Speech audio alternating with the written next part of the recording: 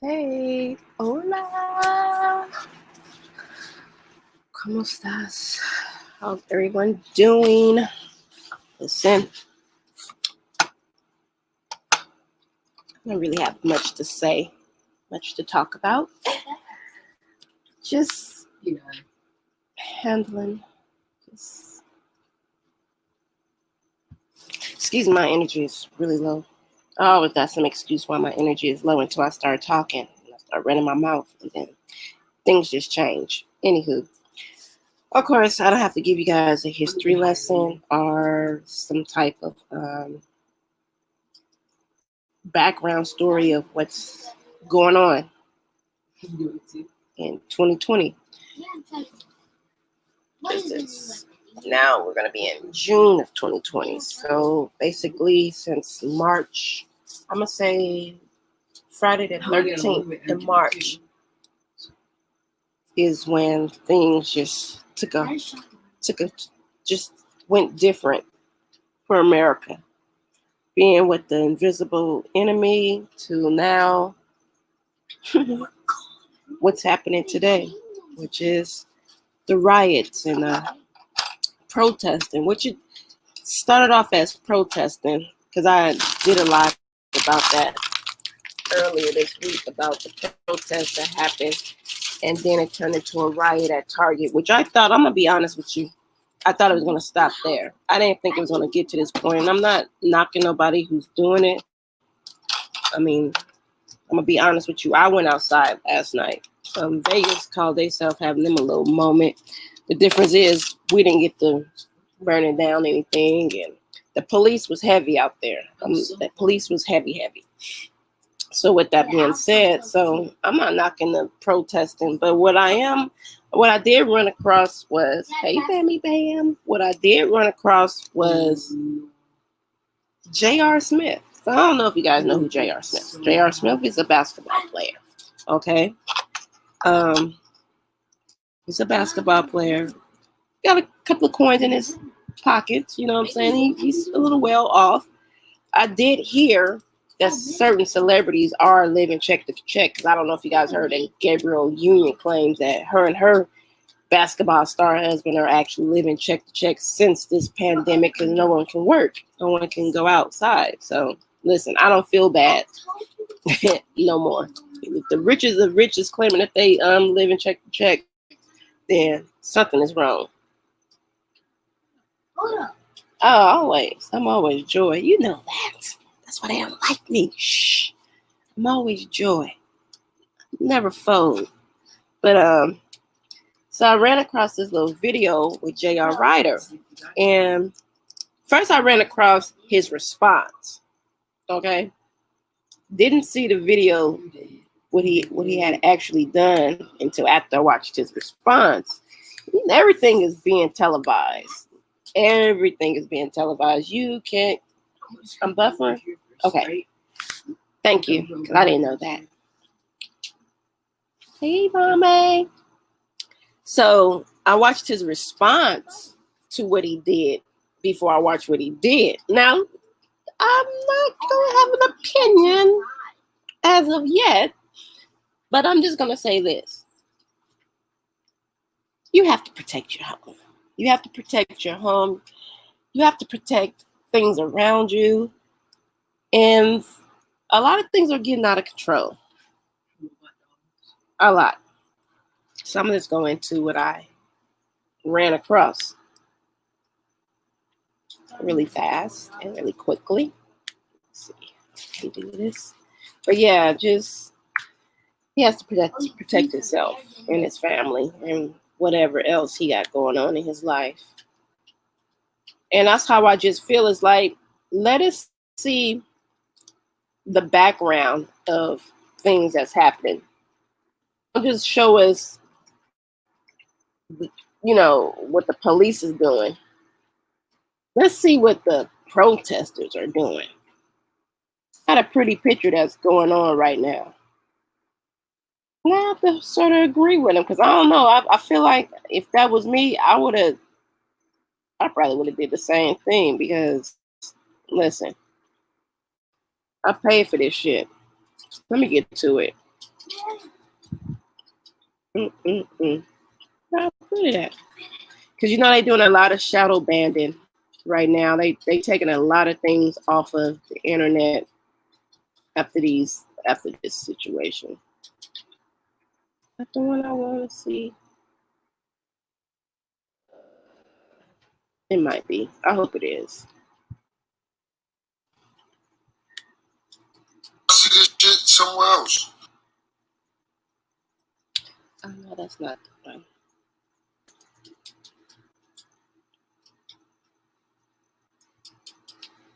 Maybe I'll put it in my watch later. Give me a second. I'm never ready. Oh, they was protesting a lot. Well, see, they're not doing. I took my daughter out last night because she's on some type of Malcolm X thing now. She's all pro-black. She wants to be frontlining it and everything. So I'm not even gonna hold you. I took my daughter out last night. Vegas. We're in Vegas. Everybody know that. And she wanted to see what it was about, but it was pretty quiet to the point where it was just really police officers outside. It was a lot of police, actually, like to the point where it was really no protesters out there. So I didn't understand why the heavy police presence was there when there wasn't really no police. How did she get that pipe? That bloody pipe? You know what? I think they might have took it off. I told you there is a lot of shadow banding that's going on right now. So, May 31st. in the video that I did find, I was just like, wow. And right there. Okay, let me see. Yeah. I know you guys can't see right now. Just give me a second. I think they took that video down. They had to. Wow. That's interesting. It's not really interesting because that video was probably have this man sitting in somebody. Well, I went on the strip first. We went on the strip first. That's where we first went because she wanted to go on the strip first and see if they were going to be out there. Then we went downtown. There was really nothing going on, to be honest. Wow, I think they really took that video down. I should have screen recorded that, but I didn't think about it because I should have thought they was going to take that video down because, yeah, he is going to be in a lot of trouble behind that video.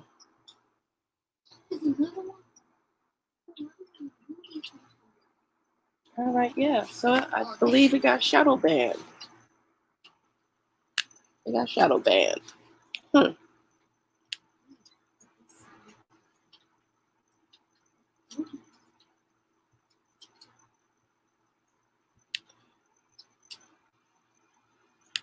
Oh, I might be lying to you guys. Okay, so this is the whole purpose of my video is to talk about J.R. Smith because, like I said, oh, you know what? I did that in the wrong thing. I'm so slow over here. I should have just stayed laying down. That's what I should have stayed, laying down. I'm all in a private chat like, there's no one talking in the chat. That's because my slow self is in a private chat by myself. Slow bunny. Joy, you're a slow bunny. All right, so I'm about to share this. But yeah, my thing is about J.R. Smith because I feel like in the back, like, I know who that turned around. let me just show you the video and then I could talk about it with you guys. Yeah, she's very, very, very much involved because I kind of sort of have to pull her away.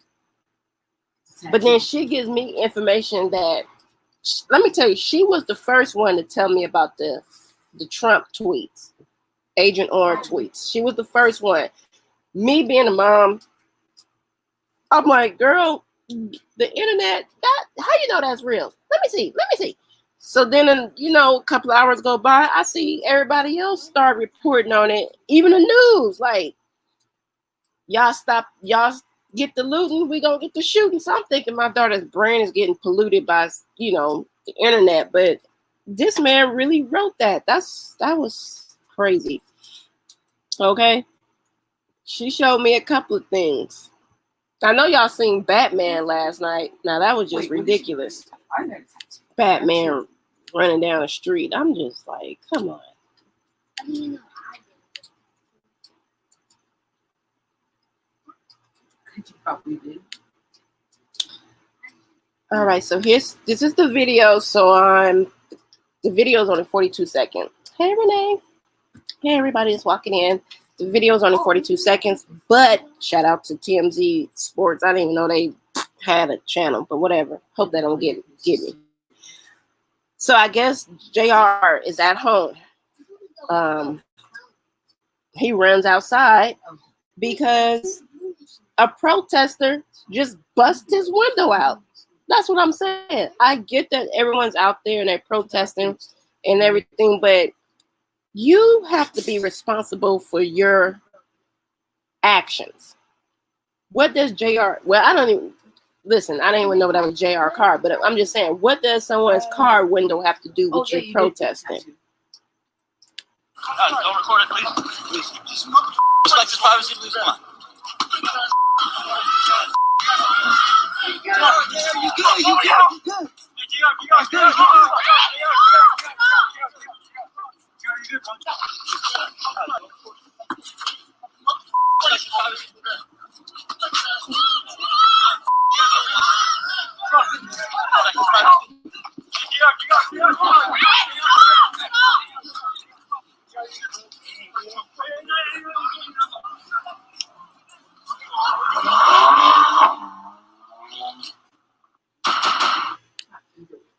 Now, that was disturbing. I know. It's just the emotion of us people. We wanna feel sorry for the little guy. You know what I'm saying? JR, he's a basketball player. Look at his big old feet kicking this poor young man.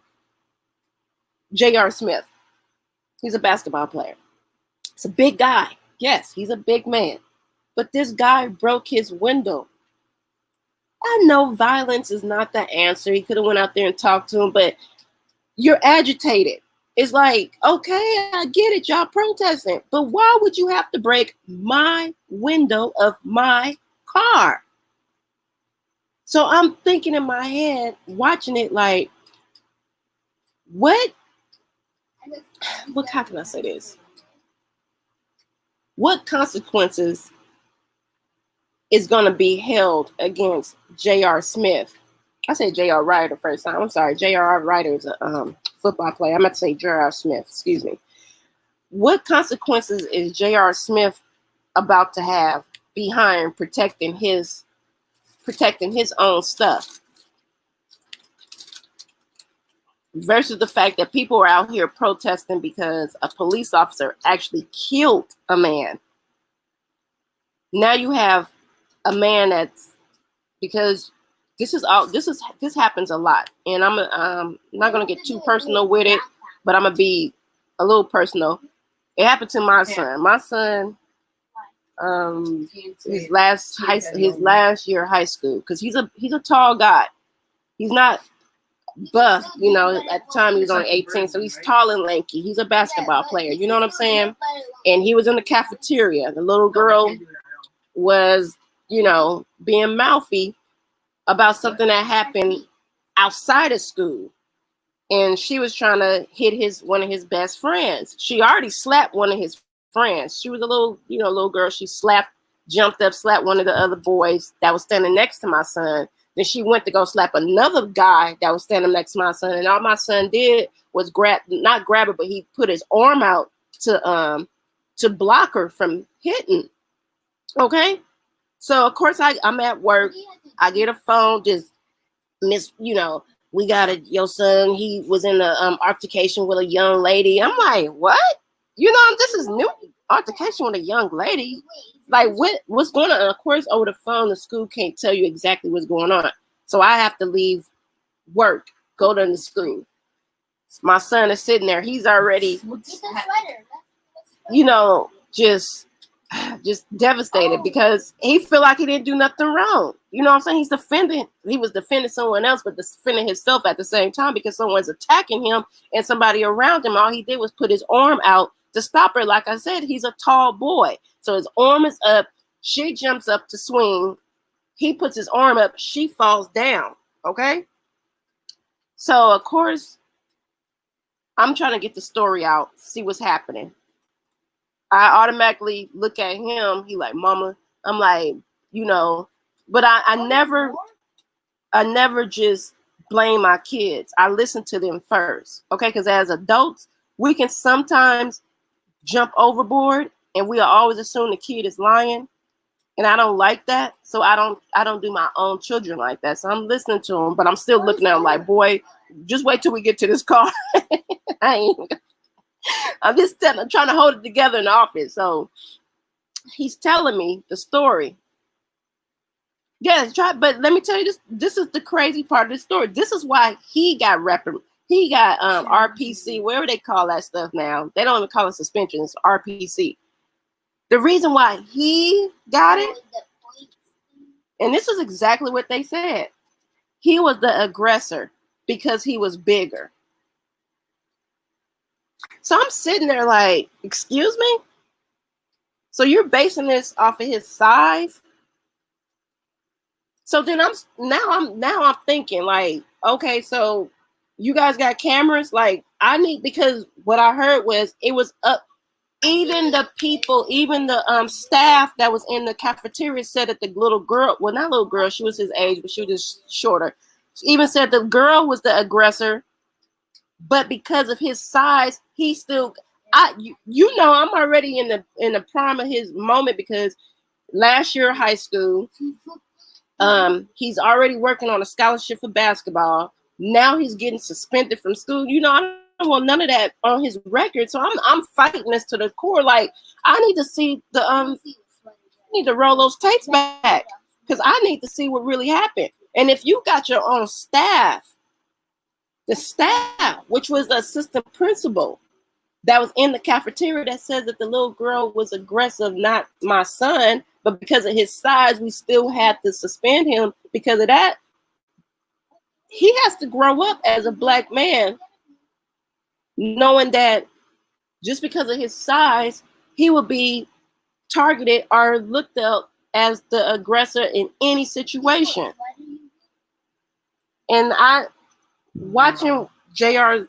Smith and this little Caucasian man that he's kicking and beating down because they bust his window out, he's gonna be frowned upon in America. Just that video alone is gonna be like, wow, he's so much bigger than him. He didn't have to do him like that. Well, he didn't have to break his window either, especially when this is not. Well, I'm gonna take it back because I don't want to say something that I'm gonna regret. This is a human rights situation that's going on. The human race is being attacked. We all know police is just not attacking black people, but we know that that's the face of what's happening. But at the end of the day, we got stuff like this happening. So I'm gonna go to his response, and I just have to share that little story about my son because when I seen JR in the situation, I thought about he didn't beat the girl down like that, but he did just put his arm out to stop her from hitting, and he was called an aggressor. So of course, the size of a person is always going to determine how judgment is going to be placed upon them. Okay, so let me go to his response. Just, you know. See this shit somewhere else.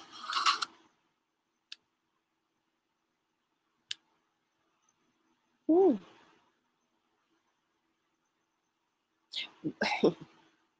I don't think it was personal against my son. Everybody just don't know how to deal with things. Even the school districts. We can blame the police, but at the school is sometimes just as worse. Okay? Just as worse. So let me go to JR's response.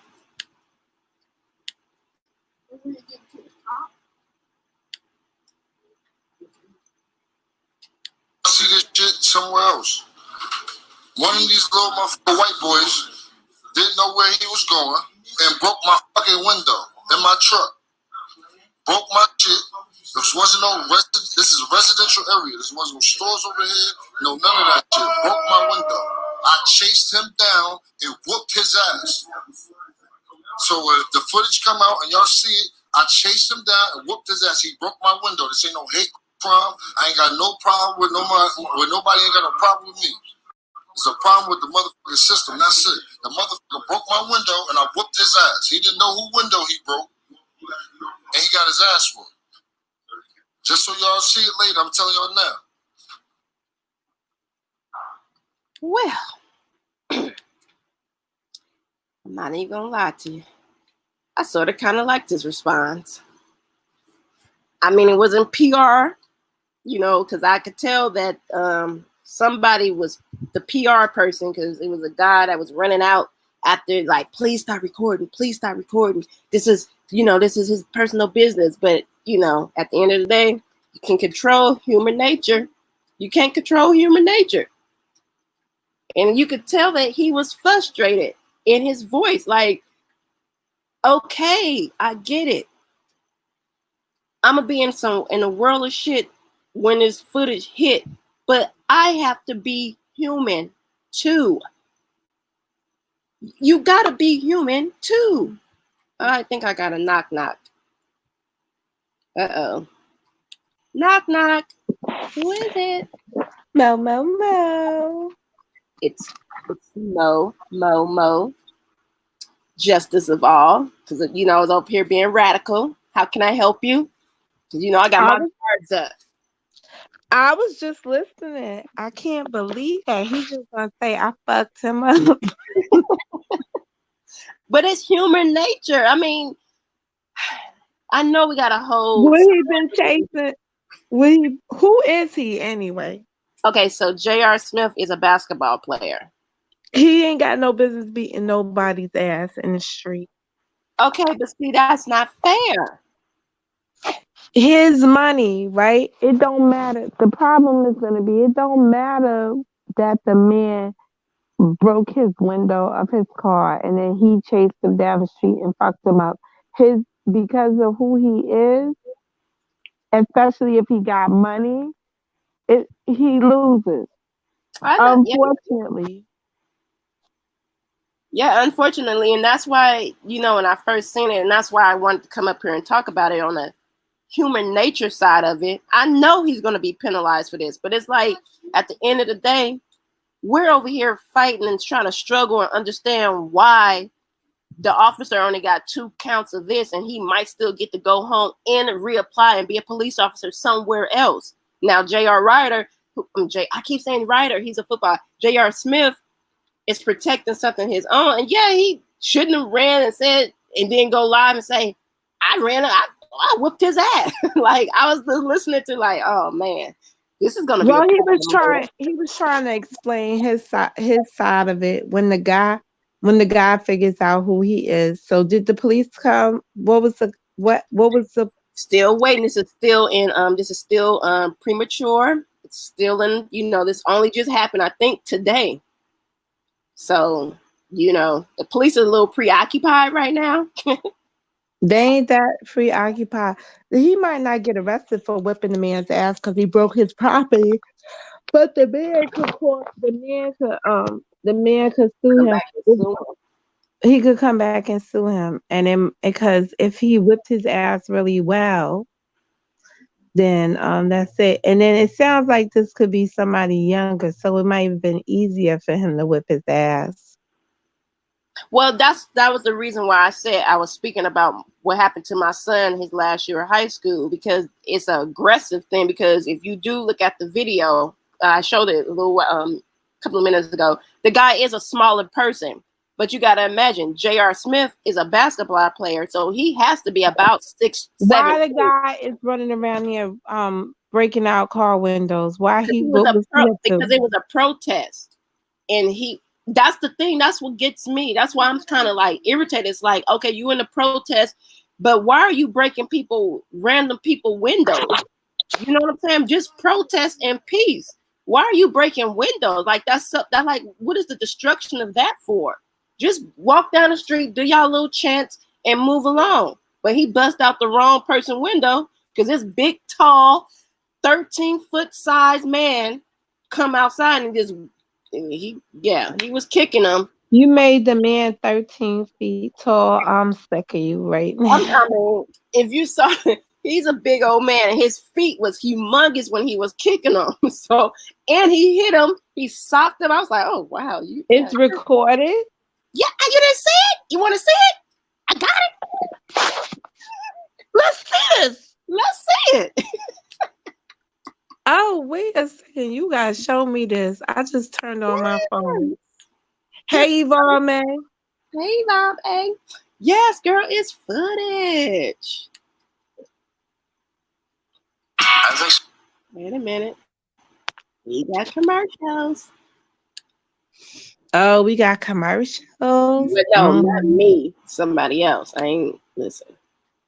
I ain't messing with you. Yeah, you know me. But that's what's gonna happen if you running around here vandalizing people's property. That was the point of this is the point of my. But I don't know what state. Where he live at? Los Angeles. It looks like he's in LA. I think he is a Laker. I might be lying. Might be lying to y'all. What is his name? J.R. Smith. Mm. All right. Don't record it, please. Please. Respect his privacy, please. Come on.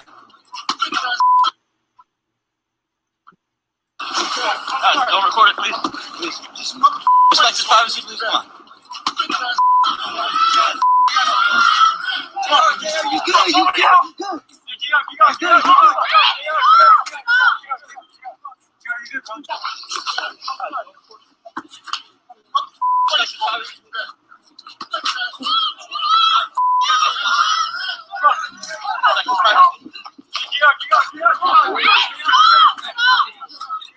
Nah, that's gonna end bad because he got too many of his people out there too. Somebody else was recording it, and that's gonna end up bad. That's gonna end up bad for him. Yeah, I just see his endorsements right now. Just because you see, they were trying to stop people from recording it. They should have tried to stop him from whipping somebody's ass. That's gonna end up bad. That's gonna look worse than what it is. Yeah, it was excessive. I'm not gonna lie to you. And he said he chased them down the street. See, yeah. If it would have just been him, you know how he chased ball for life. You know, he be running, so he's in shape and shit. I mean, I don't think if that's what happened, somebody broke out the windows of your car, and it's. But also, wait a second, what the fuck your car doing parked on the sidewalk? You ain't got a driveway for that? He said it's a residential. It looked, I don't know where the hell he was at because it did look kind of like seedy where he was at. That's when you be creeping. Yeah, that's what I was looking at the I was like, where you was at, the trap house? No, or he was visiting his regular peeps, the people that are not, maybe a family member, mom, Dukes or something. Yeah. I don't know. That shouldn't be part of it. Let me just leave that alone. Well, that's gonna be part of the conversation because this is what it is. When I seen it, I was like, oh man. But he looked like he had a little PR team with him. So yeah, exactly. So I was confused on that too. Like, were you at the house? Was he being Pearl looking out his window? Because who told him? Somebody, like, you had to be Pearl for 2 seconds just looking out your window. Well, you know what? I'm gonna tell you this because we had some protesters come through here a couple of hours ago, and they was making all this fucking noise. So the noise will make you look.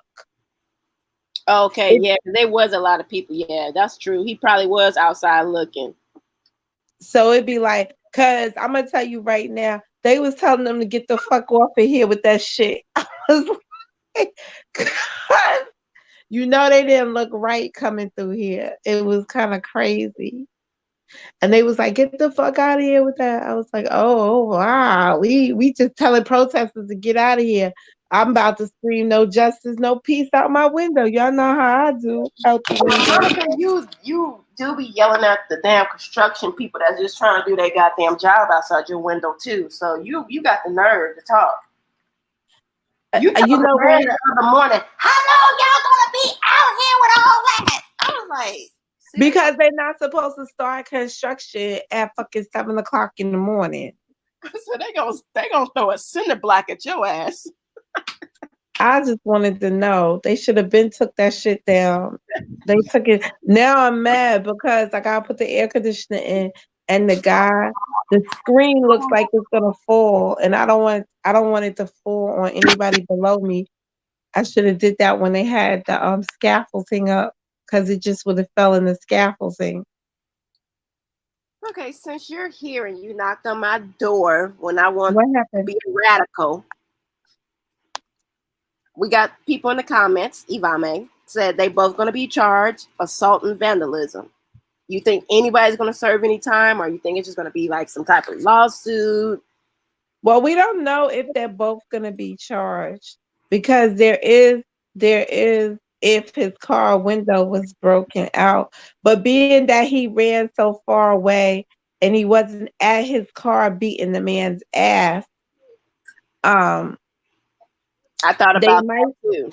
They might say his car window was broken out by him to justify whipping the man's ass. But we need to see what comes out of it. Because the other guys was like, call the police. Should we call the police? And I think just do a little search right now and see if he's been arrested since you've been on the air. And I'm gonna tell you something too, because I always got story time. So when I was living in Memphis at one point, I lived in some townhouses that was on the shadier part of town, Orange Mound. And little kids were outside, and they were not little kids, the older boy, I think Jonathan at the time was like 8, and other kids were like 14, 15, and they were playing football. And the football hit at the time, it was my little Jetta. It broke my Jetta's window. So everybody come banging on my door like, ooh, that little badass little boy, he just broke your window, blah, blah. So I'm just cool and collective. I'm like, okay. They like, you not mad? He broke him right here. I'm like, I have insurance. Like, what is everybody upset for? Like, I couldn't get it. And ever since then, they used to always laugh and talk about me like, Joy, you just always so calm. Like, I'm like, it was nothing to be upset about. I have full coverage on my car. He broke my window. I'm gonna have to call and get it replaced in the morning. But you think I'm gonna be an ignorant female? Like, you heard and seen females. I got a car busted. I got one of those stories. Yeah, I got one of those stories. So I came home one day. I came home one day in the Peas, when I lived in the Peas, and this lady was accusing my son of having broke her windshield. The kids were like supposed to be tussling or whatever, and he fell into her window and broke her window. So I asked my son, and he said it wasn't me. So I said, oh, okay, let's call the police then, because this bitch was talking mad shit. I was like, let's call the police if it wasn't you. So I asked the police to look in the camera. So the police looked in the camera, came back about an hour later, and went down there and spoke to the lady. They came to me and told me it wasn't my son, that they knew which kids it was, Somebody did fall into her car. But the police officer said, but she knocked it out more before she came down here to speak to you. He was like, I don't know what. Oh, wow. Yeah, he was like, I don't know what kind of relationship you have with her, but I just want you to know we caught her busting it out more. So because she vandalized her car more, they were they were giving her a difficult time about about doing a police report. That woman was mad vexed for days. But the other two boys' mothers paid for the broken window for her. But Hey, but that's funny you should say that, because I never even thought about that shit about her having insurance. But you see how when people want to fight you, right? They hmm do all kinds of bullshit. yeah, that's crazy. She bust Yeah. more windows out. And that's how my neighbors were. They wanted me to get hyped up. I'm like, and let me tell you this, if I said 8 when Jonathan was 8, that means that was almost 12, 13 years ago. So the same attitude I have today is the same attitude I had back then. I don't know how to get so upset that I want to just beat everybody up. Yeah, no, I have insurance. And one of the main things in my insurance is to replace my windshield if it gets cracked. So I'm not tripping. But listen, let me tell you something. So in this journey that you have put me on to look for JR, I knew J.R. Smith's name was a ringing bell in my head. So last year, he had to turn himself into the police because charged with criminal mischief. So he's a hothead. The guy probably never even broke his fucking window. Cause you're right. And this is just for everybody. A long time ago, when it comes down to my car, this is something that you leave in the street, that you have no control of what somebody does to it or anything else. If you didn't want nobody to mess up your shit, you don't leave it in the street. You park it in the garage. You park it in, in the yard. If you have one, whenever it's out on the street, it's open territory. Just like anything in this world, if you got your man and he's in the street, he's open territory to everything in the world. So is your damn car, and it's just the way it is. I've come outside and had my whole what do you call that, side view mirror taken off and shit, Yep, and me my too. car banged into, and you think a motherfucker left a note saying, "Sorry, I hit your car." No, they just kept it moving. That's true. That's true. Because I listen. That's crazy. Yeah, criminal mischief. Yeah, so he's a hothead, and I could tell he was a hothead from the way he attacked the guy. Yeah, but is this a guy or is this a kid? It was a grown. I just showed you the video. That's a grown ass man. That he Well, was. I couldn't really see the video on the little phone. I just saw him. I can't, But the yeah, detail. like I said, because JR is a huge man. He's like 7'3". Of course, somebody else compared to him is going to look smaller, but it was a protester, a grown man. Now, don't be How trying. we know JR ain't out there where the protesters at, and this shit happened because he went to be nosy for the protest Listen, you could be right. and parked his car over. Like you went to the protest like everybody else, and you parked your car a couple blocks away, and you come back and they done fucked up your car. Because right See, now, that being nosy, that being nosy is too much, because who would be protesting in the rich guy's neighborhood? Right. Because that's what I'm saying. Where were you at? And like you said, you took me on a virtual field trip. So when I went to go look up some stuff, that was one of the main things that came up. Of course, what happened today, 5 hours ago, came up as well. But the criminal mischief, turning himself in, came up as well. So yeah, he's a little hothead, and he bored. Not only is he bored, they broke because the NBA didn't want to pay them for not playing. Yeah, he plays for the Lakers now too. I knew he played for the Lakers. I knew he played for another team, but I guess that's where he at. He's in California right now, so he's in Cali. So yeah, the Lakers gonna have something to say to his ass too. And yeah, that's another thing. They have a morality clause. They have a moral clause. He's not supposed to be doing shit like that. So he could get suspended just from the game that's not being played. He could get suspended next year. But they already didn't want to pay them after April 15th. So who knows what's happening with their money. Why are you trying to figure out criminal mischief? Yeah, because that's what I'm trying to figure it out too, because that's what they Who claim. got criminal mischief? J.R. Smith. I found a video where they said J.R. Smith arrested after turning himself in to the police and gets charged with criminal mischief.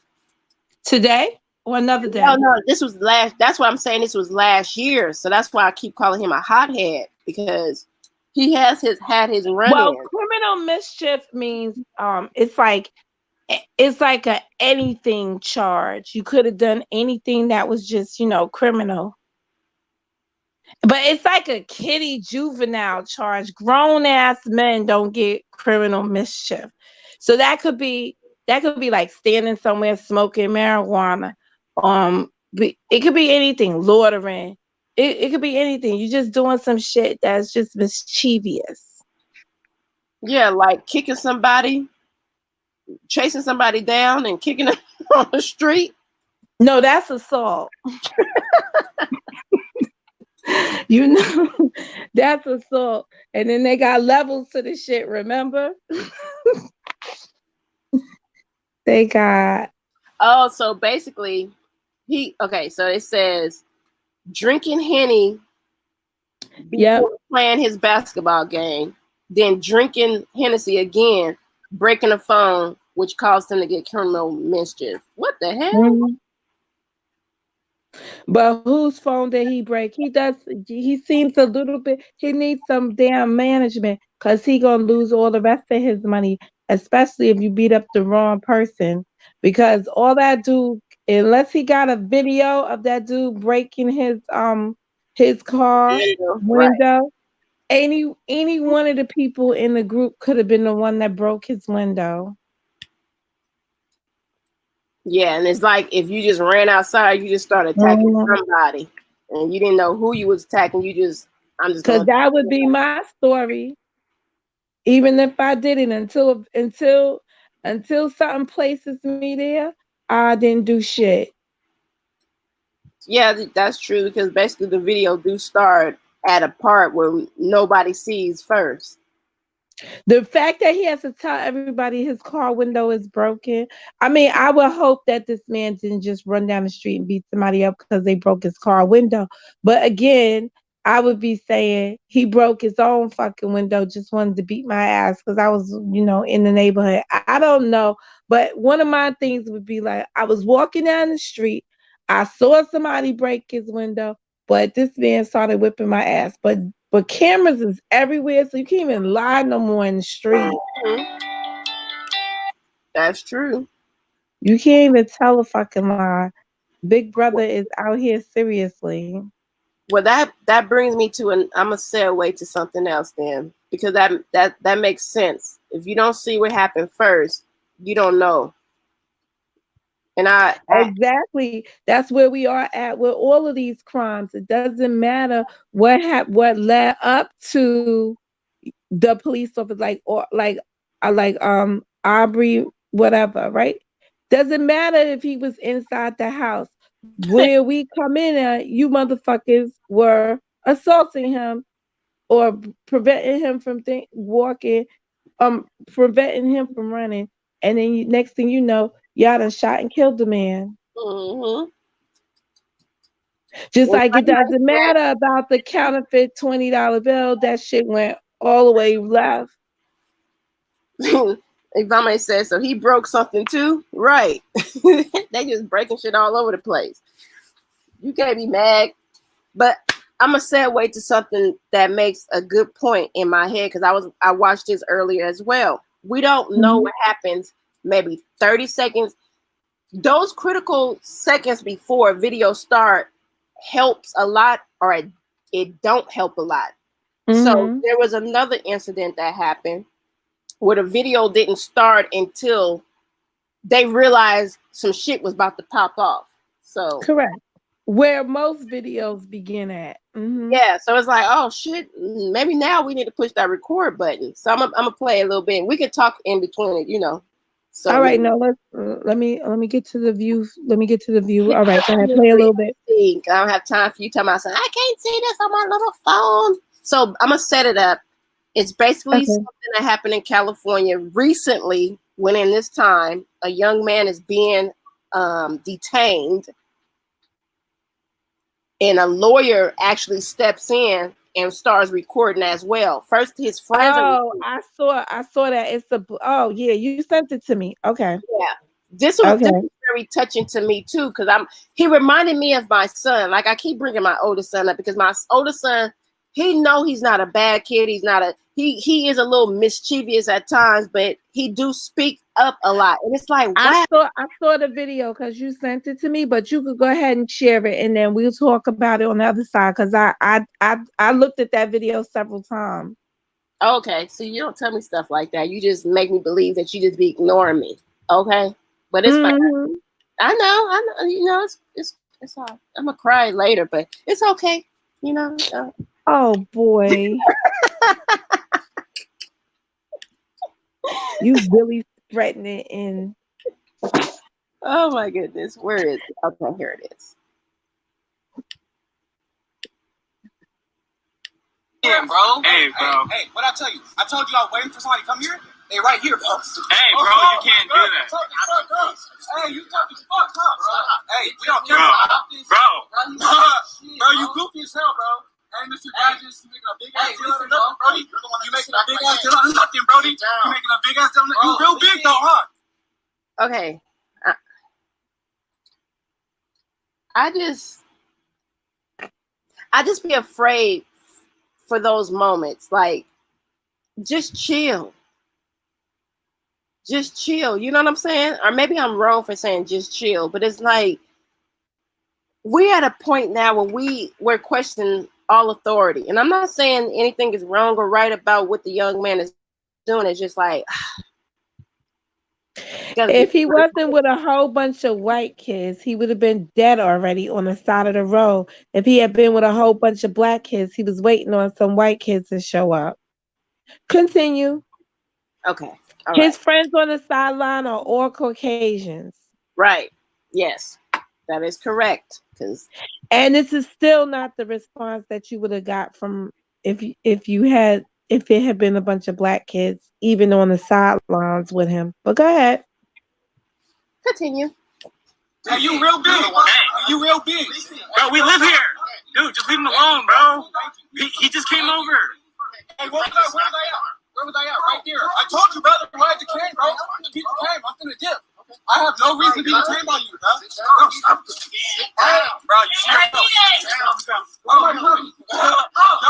bro. So it took all them? Yes, because he called for backup at some point.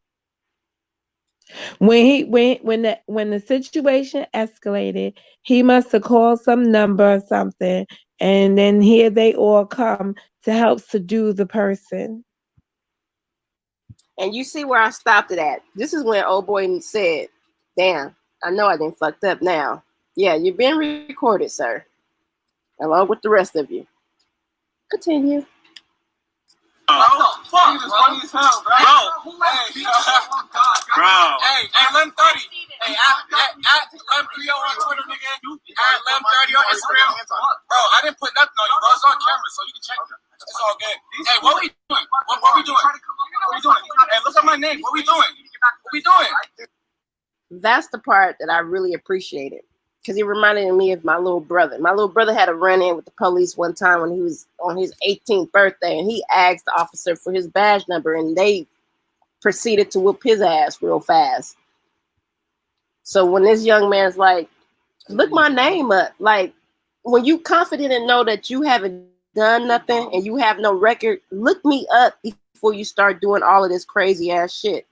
But, you know, they don't appreciate that kind of stuff. Well, the question becomes what initiated the contact just because he was in the white people neighborhood? Come on already. He said he was waiting on his friend. Go ahead. Go with the story. But this where they are is in a secluded, bougie, suburban part of California.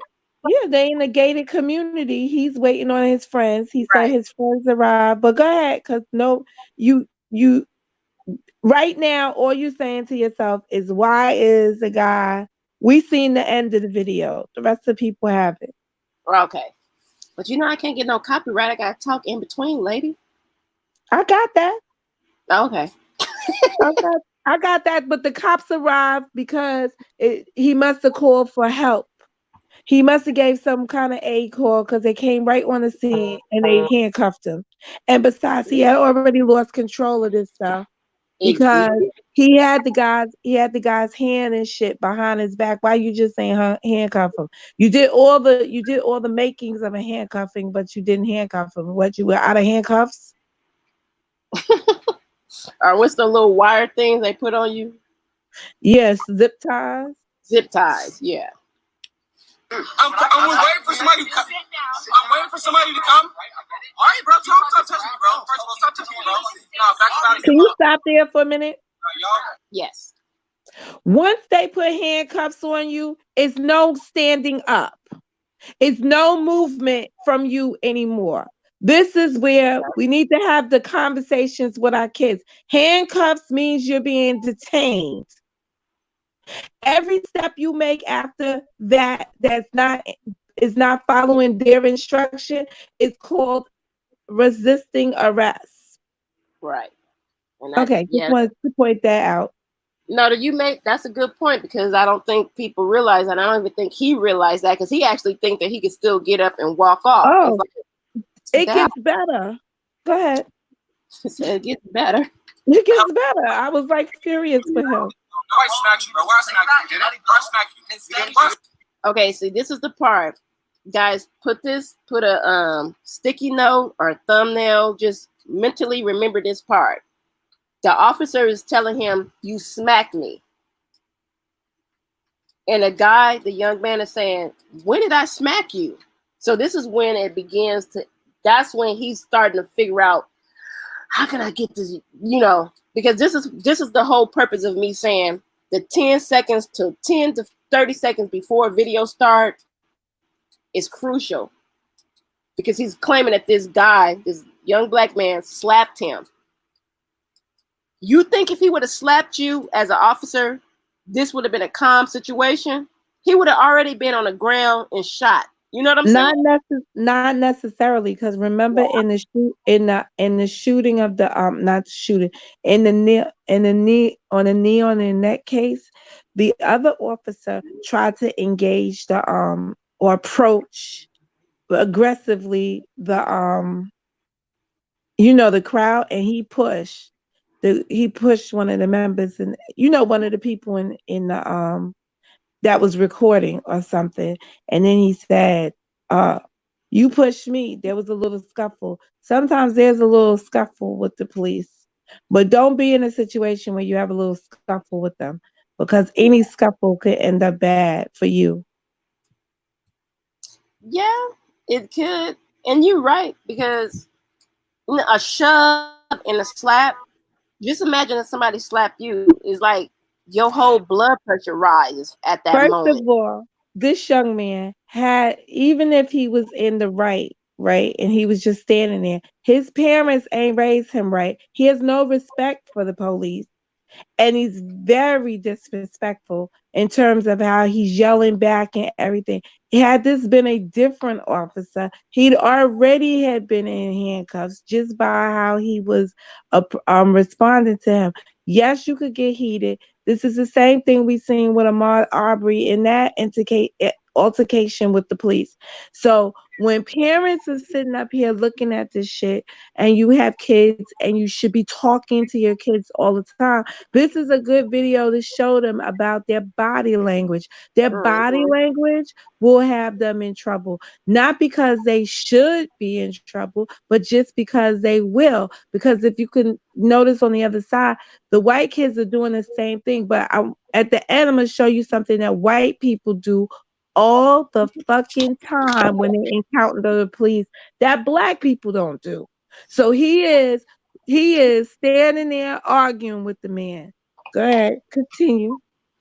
Okay, and then that's why I run into both of these videos today, the intimidation of the black man, period. Just, you got no, you cannot argue back with them. This is when you get on your yes, sir, any sir, no, ma'am. You know, this is when you pull that shit. I'm saying about the argument. That's what I'm saying. I'm comparing the two from the J.R. Smith situation, the intimidation of the black man, period. You can be 15 feet tall, and you notice that this young man is probably what, maybe shrimp. Yeah, but his intimidation with these officers still looks bigger than life, because like you're saying, you keep trying to get up, sit down, stop, sit down. No, fuck you. He's no. in the man's face arguing with the police officer. He lucky the police officer ain't say he spit on him, giving him COVID. I seen a woman, an older white woman video get tased by the police.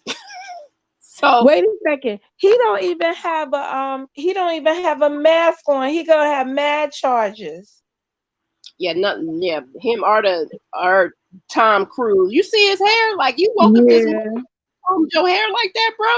If you don't take your ass to work, this man was in the mirror combing his hair, listening to some music. Like, hey, let me comb. Okay, let me push play. Let me stop.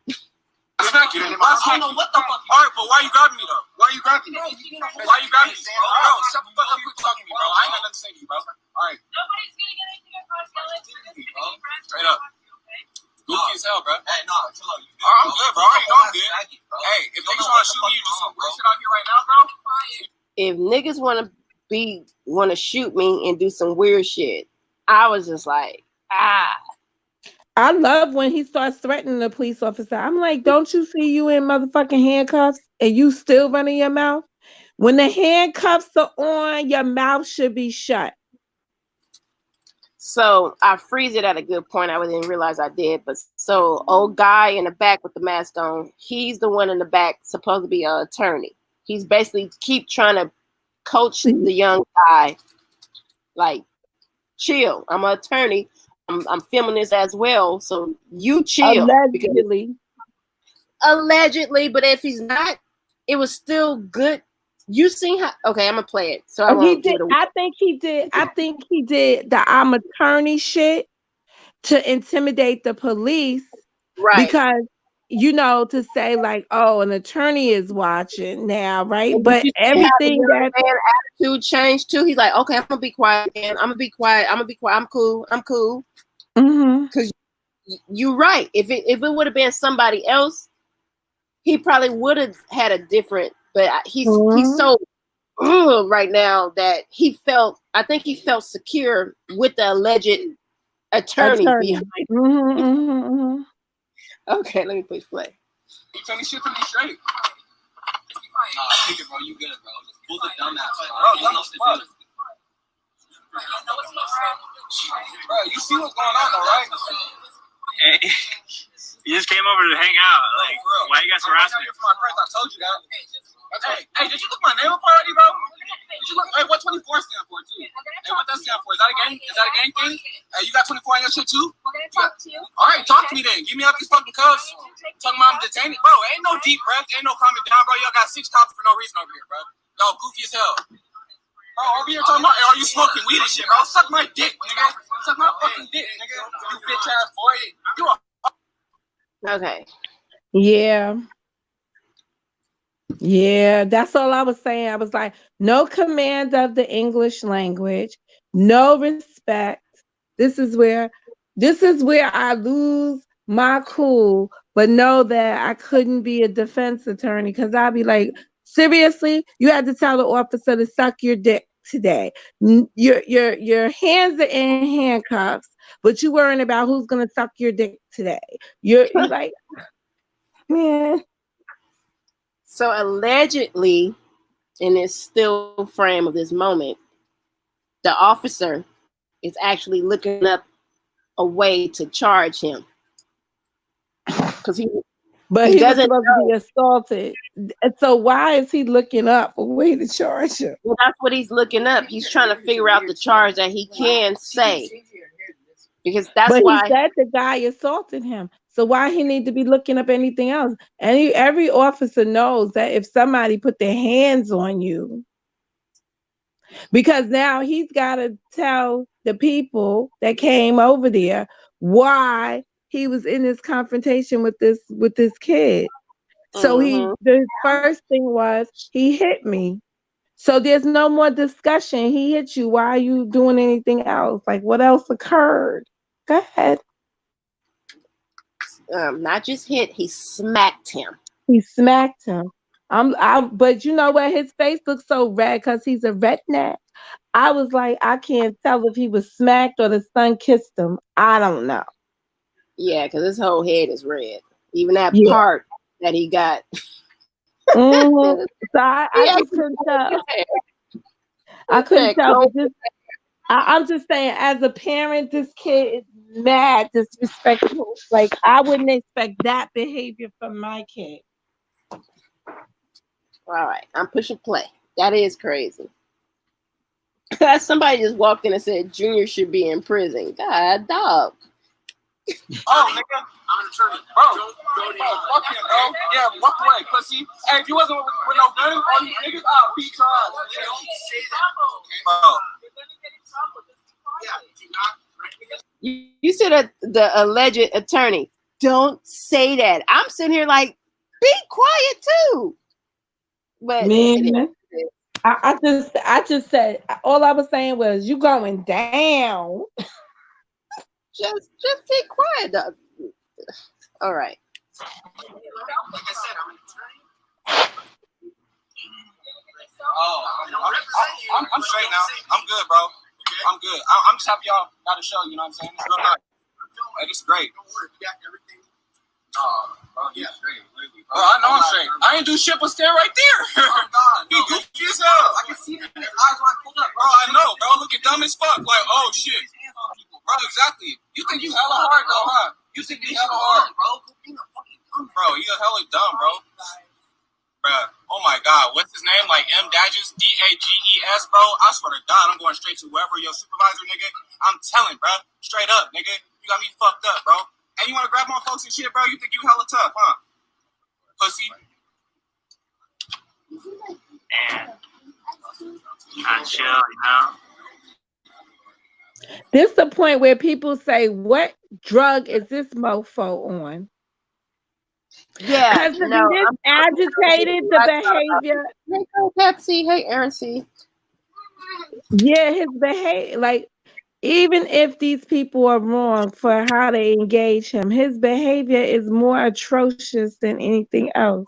His mouth is going to get him in trouble. But go ahead. Yeah, his mouth definitely is going to get him in trouble. I'll be right now wanting to kick my son's ass.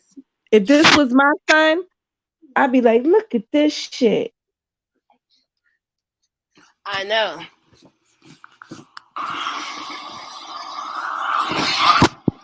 Good looks for the camera. Yeah, brother. Appreciate it. So obviously he can sit out here and wait. As we pull up, he's already questioning him like he's in the wrong, like he's not supposed to be here, right? But I get that, but that's fine. But when I pull up and he seems that he's in the wrong, instead of him just being like, okay, no, you're right, I get it. Have a good day. What is he trying to do? Put his hands on him first thing. Who the fuck does that, bro? Like, come on. Oh my God, bro. I'm so mad, bro. They make sure they put these cuffs on hella tight too, bro. It's just ridiculous. Yeah. Wait till you get into the jail and they have your ass hella fucked up. Fucked up, bro. Yeah, no, I totally get that, but bro, there is no reason. But it's all good. I already know what it is. Hey, I'm black as fuck out here. That's what the issue is. It's all good. I get it. Then you shouldn't have been acting so fucking black. You know what I'm saying? Who knows who's next? That's what I'm saying. I'm just standing here. You know what I'm saying? I told him my homie was coming, and he pulled up. Okay, so seriously, what's happening here though? Like, when are you gonna arrest them? At what point? Like, we're just here now. I'm agitated just watching it over again because I'm looking at this like, what are you doing on your phone? And that's why I said, after the situation that we got going on right now, I don't know if this happened before or after the kneeing on somebody's neck. after But this just happened. It happened I think yesterday. Technically, right, when you have somebody so irate like that, right, you don't really want to put him in the car yet either. You want to let him calm down. You want to de-escalate before y'all get to the next phase, because as heated as he is, right, and they haven't told him yet that they told him they're detaining him. They haven't told him they're arresting him yet, right? He can have another temper tantrum going into the car. They're probably just being abundantly cautious, especially since people are recording. Yeah. Because any movement the wrong way, this guy, they need him to be compliant, right, in order to really move him, because if not, it could become another confrontation as they begin to move him. So this is cooling him off, letting him de-escalate for a moment. For a moment. Yeah, but his mouth is, the more they got him there, his mouth is hurting him. Continue. You still want to beef up on me for what? You looked at my name like 30 minutes ago, bro. Why am I still here? I don't got nothing on me. I'm doing nothing wrong. I'm being a citizen. So you know what I'm saying? That's why I'm frustrated. It's hot as hell. I'm sitting outside for no reason. You know what I'm saying? You really don't get it though. You don't get it. It's cool. I feel like I understand you being empathetic, and I appreciate that. You know what I'm saying? But you don't get it, bro. You don't. Nigga got vocabulary now. He got vocabulary now because he done calmed down. Yeah, that's what I said. He might be acting ignorant of his day-to-day, but he do have some kind of intelligence about him because he knows what he's doing. Well, it's because Black people are frustrated every time they can't be somewhere without it being a question. Like, he should have a right to just be standing around waiting for his friends to come out. Why are you questioning me? Understand the frustration of him.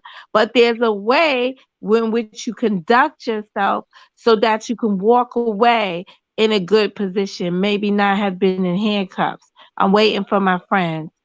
You know, but if you automatically go on the aggressive, I'm waiting for my friends. Why are you harassing me? And shit like that, you've already brought it to another level. I think I'm a little slow sometimes. Empathetic and sympathetic. When he used that in the proper way, that's when I knew he understands. Yeah. Well, he hanging out with lawyers and shit. What did you expect? No. Because a lot of people don't know the difference. He was waiting for his friends to show up. The police officer saw him there and was like, "What the fuck you doing over here?" He's like, "I'm waiting for my friends." Then his friends show up. So unless the man smacked him before his friends showed up, but I noticed that no one said, "Oh, he didn't smack nobody." That's why there was no denial on the video that I remember. But go ahead. Okay, continue. I'm trying to say that I know exactly what you're I know. but I'm just saying that I understand. So listen to me. Yeah. You're being placed under arrest for 241C, okay? Yup. All right. What's 241C? Assault on a peace officer. Assault on an officer. Now, this is when I got emotional. I have to rewind that for 2 seconds. You saw him on his phone the whole time, and it's like he had to make up that charge on this man. Or maybe he had to. Maybe he went to get the name of what it was specifically because the other motherfucker said he was an attorney, and then they all are shocked. What is that? You understand? You're an attorney. I think you would know. Though. You see his face. His face is like, I never touched you. No, that part I believe. I believe he never hit the officer. But at the end of the day, look at his whole behavior. You know how his heart probably sunk in because so many Black people or just people, period, are being killed by police off of just bullshit. And just to sit there this whole time and know you didn't do nothing. And he come back and say, "Well, you know I'm about to arrest you." And then he like, what? It doesn't help. It doesn't help. Listen, it doesn't help him that the video has him saying he gonna fuck him up and shit like that. If yeah, it could be used against you. It could. No, it explains how aggressive he was. I'm not gonna say That's he hit the police officer, but it becomes his word against the police officer's right. word, and him being all agitated when the other police officers arrive. They might be thinking that homie hit their officer friend. Right. That's yeah. You know And everything. another officer, you lucky they wasn't smacking him around because the video was going because the other officer said he got hit. That's true. I mean, yeah. Just like when I pulled up the J.R. Smith, and when I see that he already had a mischief situation going on. Huh? What? Okay, let me play it again. Wait a minute. Hold on, I gotta pause it. I can't pause it. But just say what you want to say. But don't curse.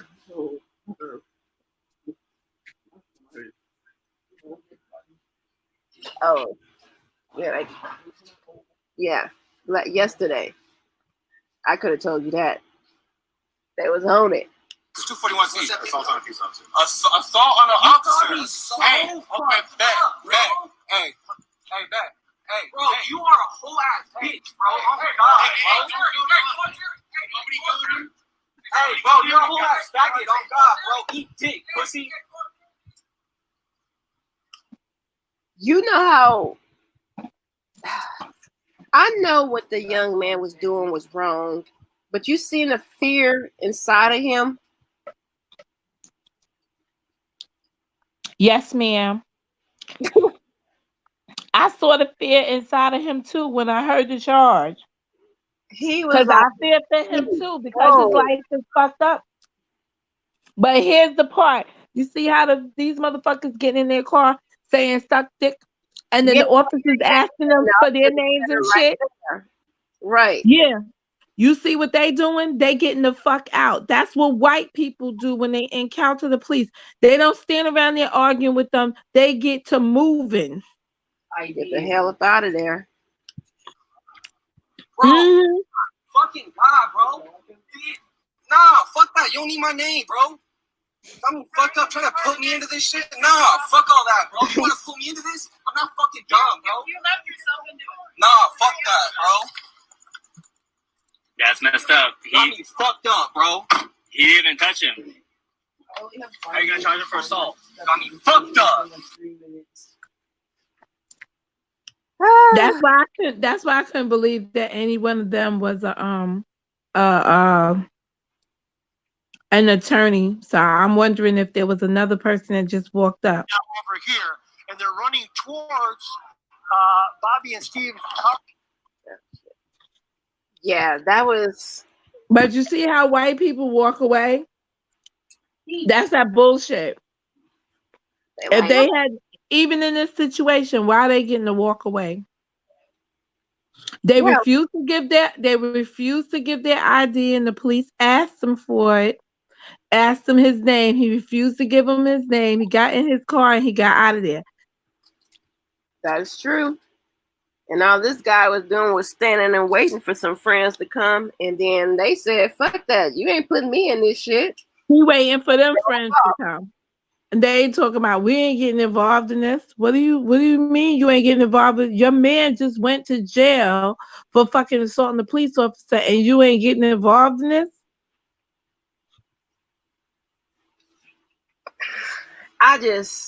I'm sitting here and it won't stop. But I said to myself when you sent me that, I was like, I made a mental note that I was gonna have to follow up on what happened to him. Right. I sent you something else too, but you was like, I'm not gonna look at that with no stupid Lil Wayne. I watched it. I couldn't make out what Lil Wayne said.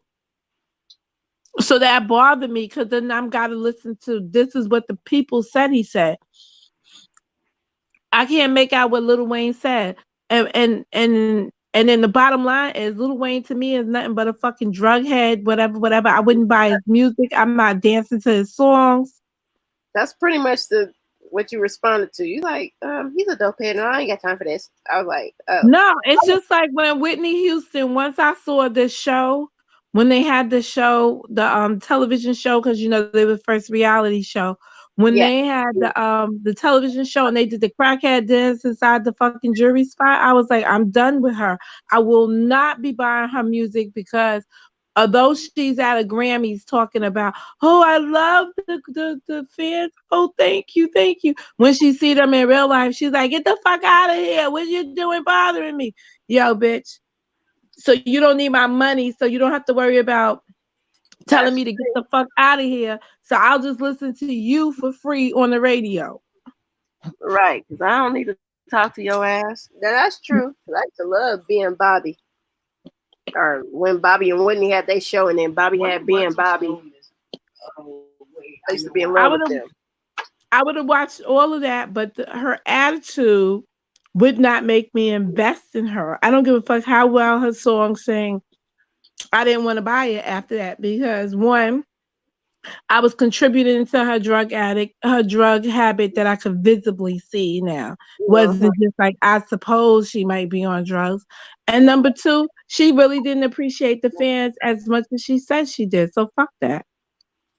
Well, but I think my thing with the Lil Wayne situation, why? Because you know, you Mo, you like to do all your little justice stuff.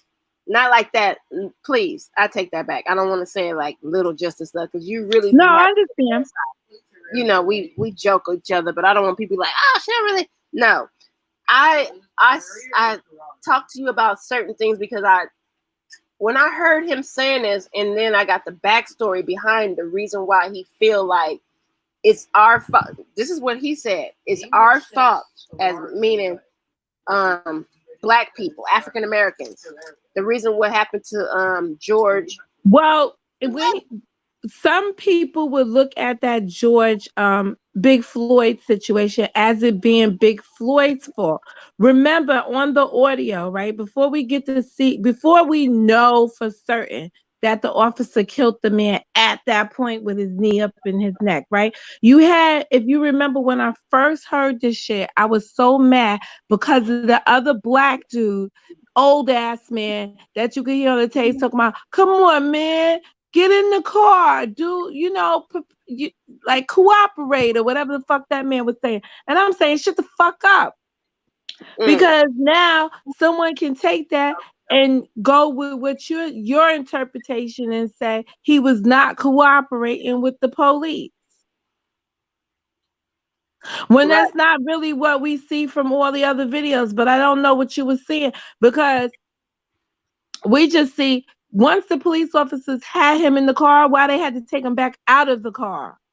He said, I saw the whole thing, man, and this and that. Now, where was he when the police is looking for witnesses and shit? Because he's probably the stupid ass they looking for so he could tell them that he saw the man resisting and everything. Go mind your motherfucking business over there somewhere. Well, that's why I sent you when I was talking about the Lil Wayne thing, because Lil Wayne feel like because he was saved by a police officer at one point in his life that we all should just buckle down and understand that there are good police officers and there are bad ones, but at this case, we are the reason behind shit happening to us. And I get it because that's the mindset. Because since slavery to now, of course, if a white person is nice to you, you're gonna always feel like, oh, well, that's a nice white person. They would never do nothing to me. Because I'm just gonna tell people. But at the end of the day, we need to have, in this case with this young man, we need to have better conversations because sometimes our children are, what do you call that thing? They're not aggressive, but they got the, what's the one where you just react? It's like ADHD type symptoms, right? So he could have been more reactive to the officer and had some kind of brush with him. And that's why the officer said he was, but being smacked is kind of serious. So It would be good to see if he wrote the smack in the report and where their filming started. But the problem is that the witnesses arrived on the scene after he was already talking to the police officer. And we need to go back, and I was trying so hard to see, why did the police officer twist his hand and put his hand behind him? Well, So you know, maybe supposedly the police officer, I think he was suspended. I believe that's the reason why I started following it, because I kept seeing. he was suspended because he lied because the kid didn't hit him. See, I didn't go deep. I just I just went by the title, but the title, it's not evidence to me unless something is somewhere else. But you do get suspended. Well, you get put on administrative leave while they investigate something. Right. You don't automatically get suspended. But when he put the hand behind the dude, right? He should have handcuffed him. I don't understand how he lost control that he couldn't handcuff him.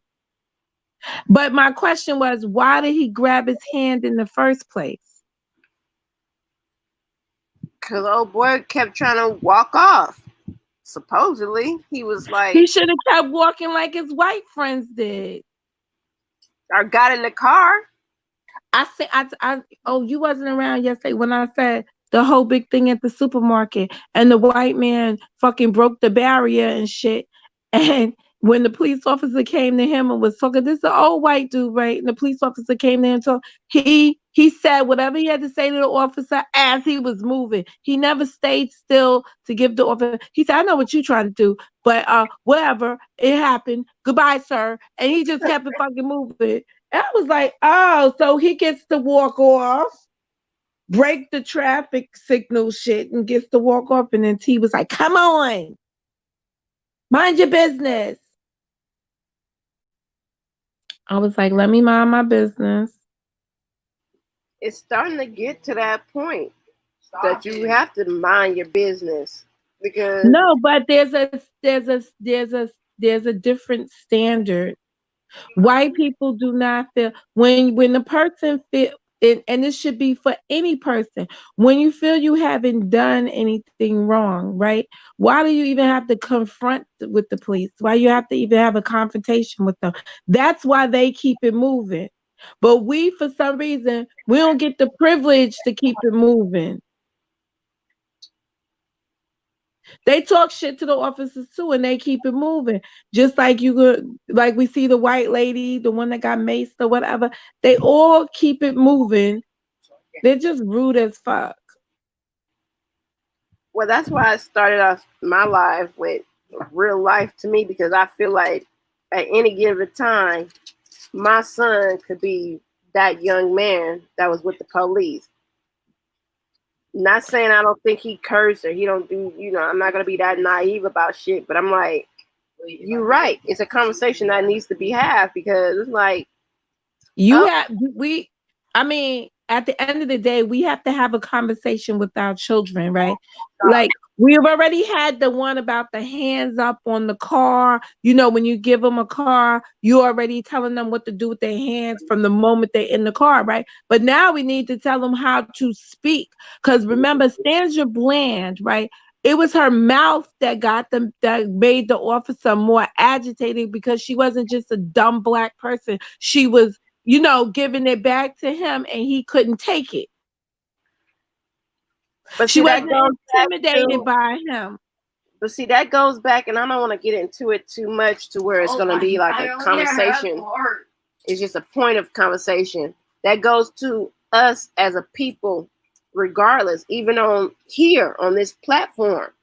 Nobody wants to hear you speak the way you need to really speak to people, because they want you to be dumbed down. I can't boil. They want you to be dumbed down. So I can't get on everybody. I can come on your platform and speak freely, and you understand me. I can't go to somebody else's, because they're going to want you to be stupider. And then once you talk a little bit with some kind of sense, then you're the problem. So we're policing our own self on this social media as well. And it's not just us on here, it's everywhere. You know what I'm saying? I see it across the board. I see it all kind of places within ourselves, within us as a human race. We never want to hear anybody speak freely. And what they say, you stupid dumb. Oh, she's smart, but she's stupid too. I'm like, how the fuck can you be stupid and dumb at the same time? It's only because this lady speaks the way she speaks. And then when she gets in your ass, all of a sudden she's stupid. No, you just can't handle it. So I get it. And yes, it's hard for our children to understand that because they see us as their mentors, their everything, and they follow our lead. And so when they walk in the streets, we feel bad because our children are a product of us. Good or bad. Like last night, my daughter wanted to see the protest. I'm against it, but since she's passionate about it, let's go look. Let's go look because I raised her that way. I can't take nothing from her. I'm not gonna like, girl, they out there being stupid. No, come on, let's go. Let's go look. And she appreciated it, even though she woke up this morning. We supposed to win an hour, and if we would have been, and I was like, "Girl, if you don't get out of my face, listen, give me a moment in life. Can I get a backpack sometime?" She put so much pressure on me. Whew, I'd be like, "Lady, calm down. I'm just your mom." But anyway, that was my rant for a moment. Hello, guest. I have a guest on my panel. Sorry. Hi. Not bad. Sorry, I had a rant. Are you talking about me? I thought you was just having a regular conversation. But at the end of the day, we do have to just watch how we engage them back because they're not ready for us. No. But they planning on making, I just feel like the arrest that they make helps them make their quotas or meet their obligations, and we don't need to be their we don't need to keep being their obligations. We validate their existence as police. Yeah. I was looking but if he was just standing, but that's just crazy because if he was just standing around waiting for his friends to come, what was the crime in the first place that precipitated you getting smacked, officer? You understand? Like that would be, if I was a defense attorney, my thing would be like, okay, you got smacked. Let's discuss why you got smacked. Well, like, why did you stop my person in the first place? Because he didn't just walk up to you and smack you. So we don't think that my client just was in the park one day, saw your ass, walked over there and smacked you. So what had happened? What was the reason you first got into an argument with him? Like what led up to this? That's what I want to know. Like I keep telling people, I'm a beginner, middle, and end type of person. I want to see why, how, because I've seen this happen already before where it was a guy on his bike and a police lady came up there and started doing the same thing that this police officer was doing. But I got to see the beginning, in the middle, in the end of that. So that's what I wanted to see. But if there's no video, unfortunately, this young man may stay charged for assaulting the officer if you can't prove when he did. That you can't prove that he never assaulted the officer before the officer said he was assaulted. That's why the police report would be very important. Because they could detain you and arrest you. Now you got to go down to the police precinct, write up a report and say that this young man smacked him. When did the young man smack him? I asked him for his ID as I was running my ID. He smacked me. When did you get smacked, officer? And then nobody's putting on their body cams no more. Well, maybe he should have his body cams on. We're hoping that they have body cams, because I know that there's still places that everybody doesn't have a body cam. But remember, the body cam is subjective because these officers are learning how to turn their bodies specific ways to avoid from being recorded. They know to tell a narrative as they record it, so that when the person is seeing something and they also hearing you tell a lie over what they're seeing, it might help with the narrative. So the body cams in and of themselves is not 100%, the story. Mm. And you got a view, you have a snapshot of what happened. You don't have a bird's eye view of what happened. How long you think we got? How long you think it's gonna be Before the next shooting and killing? Yeah, pretty much. Well, if these protests keep going the way they're going, we're gonna have some kind of officer involved situation there. But just that the person's gonna lose because they're gonna be, I don't know, because the police are going down. The police are in a no-win situation with this shit right now. They needed to be punks, just like the ones that were standing in front of that other precinct guarding it that day. Because at the end of the day, they're looking mighty shisty right now. They running fucking vehicles over people. They already in a bad light, and they making it worse for themselves, trying to defend themselves as well. Not only that, it was another thing about the whole oh my God, you said the body cams and stuff. They just, yeah, you was right. They just needed to stand in front of their precincts and just chill out. No, right now, even with these protests that happened in New York, and they had the car, they have the car ramming the people in the street and stuff. You in the wrong neighborhoods doing that. That's what I was trying. Like every place has a story. Where they started these protests at in New York, for instance, are not Black neighborhoods. This again was started in 14th Street, is a major hub for businesses.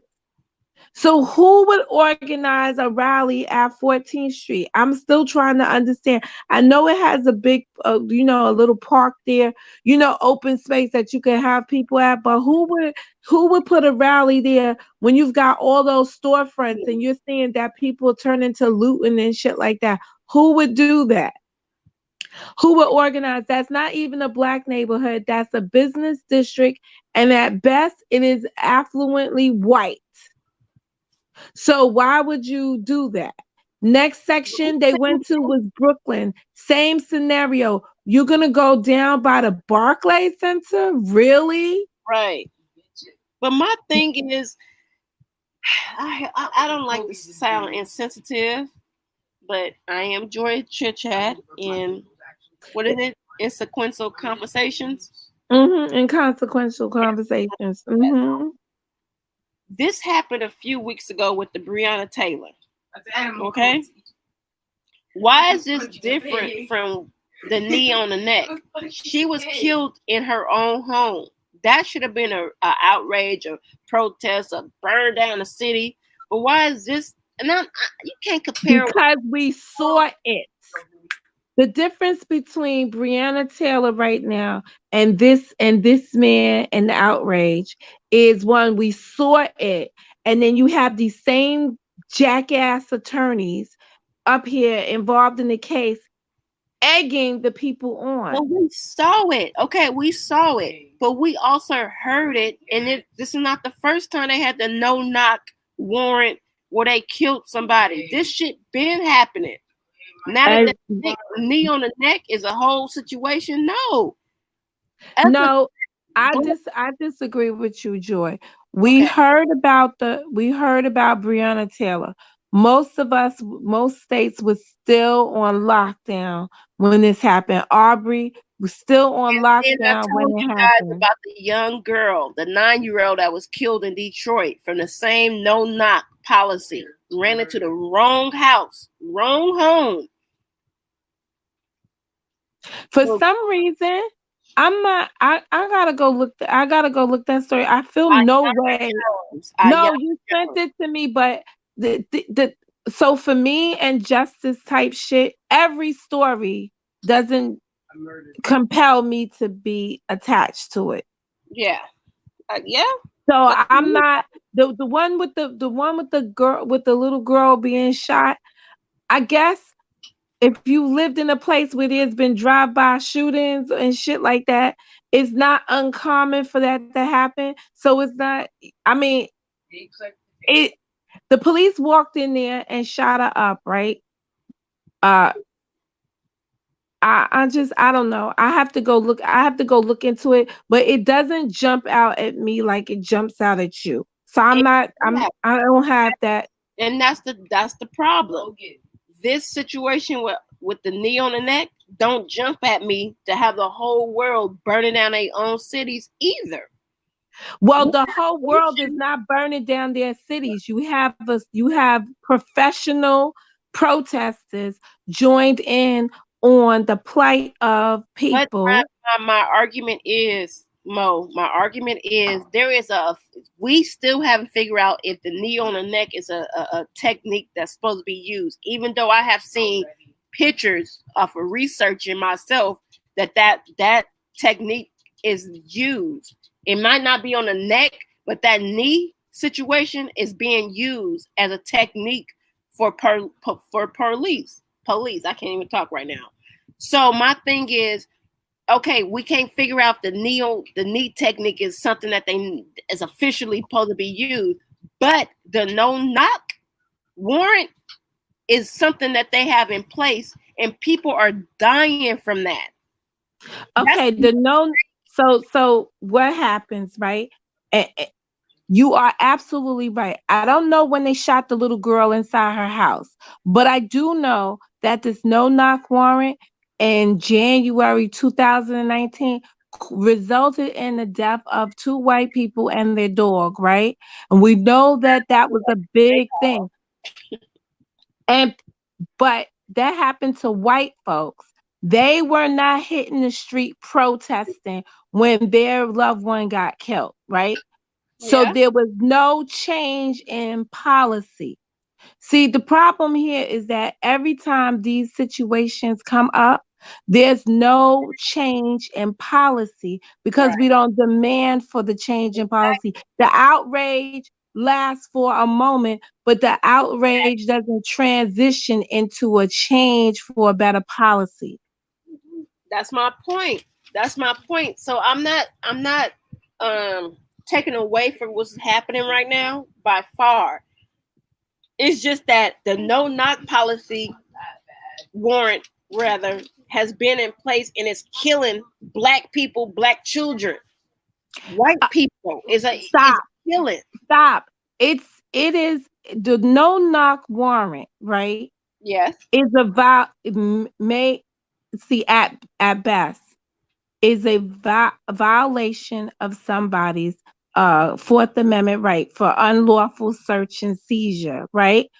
And at this point, we had this gentleman in the Breonna Taylor situation. He responded with gunfire because they entered his house. In the People's situation in Texas, right, where the husband, wife, and the dog died, they responded back. The husband was shooting, right? He was shooting back because they had a right on their Second Amendment to protect themselves, right? So they bared arms and they utilized it, right?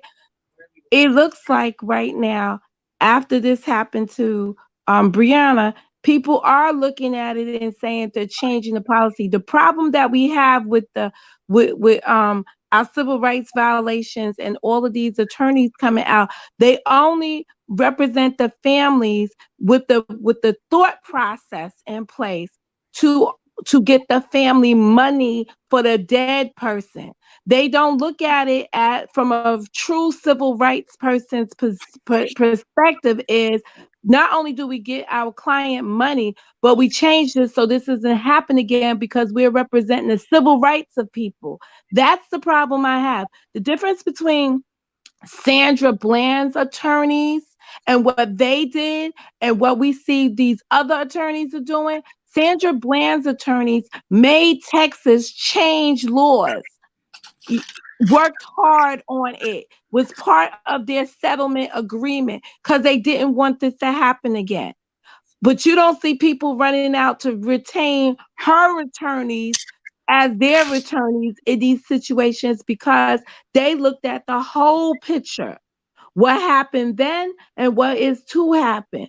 Right now, you only got greedy people running around here trying to get something for their client and themselves, and they don't care at what expense they do it for the community. That's why I'm saying, in the case with this man, with knee on your neck, these people are protesting under the guise, charge them with murder. We want to hire murder. Tell them they can't get it. And the reason why they can't get it is because the current law that he is going to be tried under doesn't have that mechanism in place. You need to rewrite the law so the next time, if the next time happens, the law is stronger. They got more recourse. That's what they mad about, but they out there marching, talking about charge him now with this, when that's impossible, when they should be saying, if they want to go out there and march and say this, let's change the law so they won't be able to do this no more. They're not saying that. They're just mad because this particular officer won't get that particular charge, but they're not doing anything to make it possible so future officers could get that charge that they're looking for. That's the difference. And when are they gonna? That's the change that's gotta happen, though. But that's not what people are out there marching for. And that's where the disappointment, that's why I said my channel would be focused on managing expectations. They have an unrealistic expectation of what the system can provide for them. So then they feel hurt at the end because they can't get what they want. It's like when you're in a relationship with somebody and you want that person, but that person don't want you. And you're hoping that because you keep trying and showing the person that you care about them, that they're going to want you back. But you get the same rejection. No, so that's why we have the same outcome. I guess that's my approach when I want to talk about these situations is not to talk about what's happening, but what can happen afterwards, because that's how I feel. Now I'm hearing different things now. It's like, well, now I guess we're not gonna get that stimulus, that second stimulus. That shouldn't have nothing to do with nothing. Y'all don't understand what's happening in the world. It's gentrification that's happening right now. Y'all might not realize that what's happening in these certain cities, because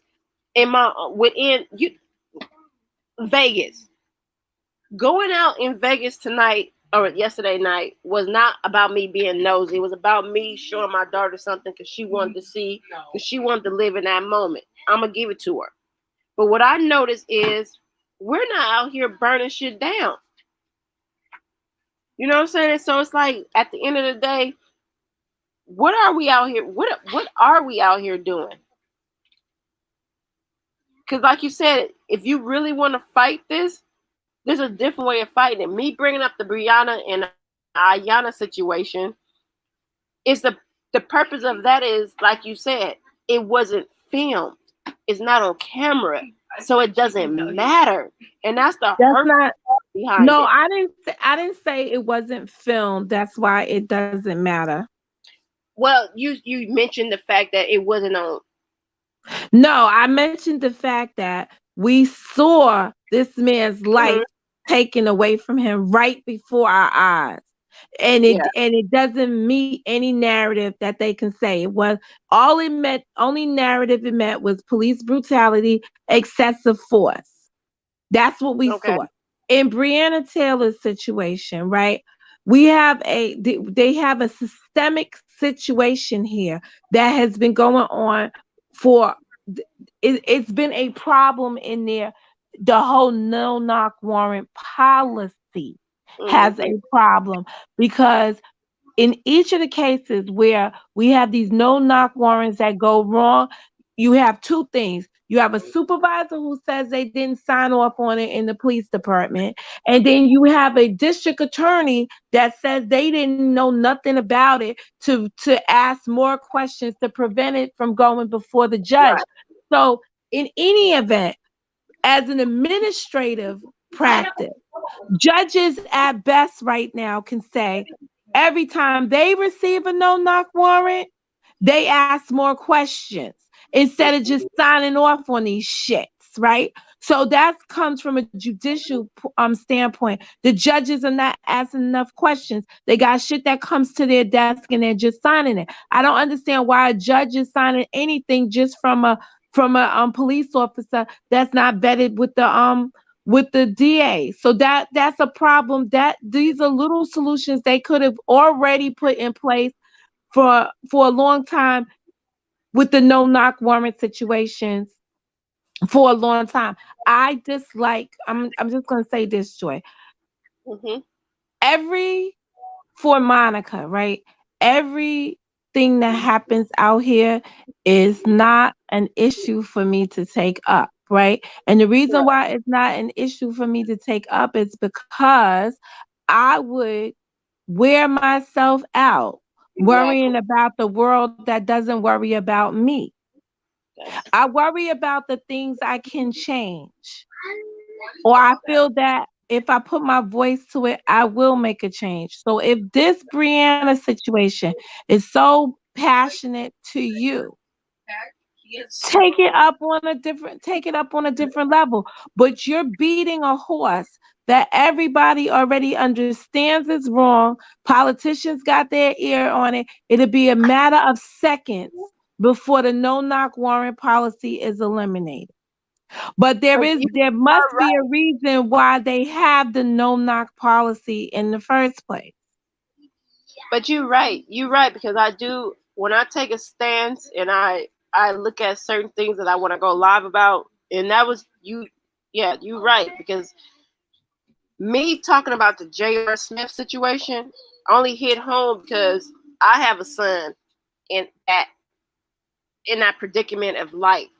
The aggressive, just being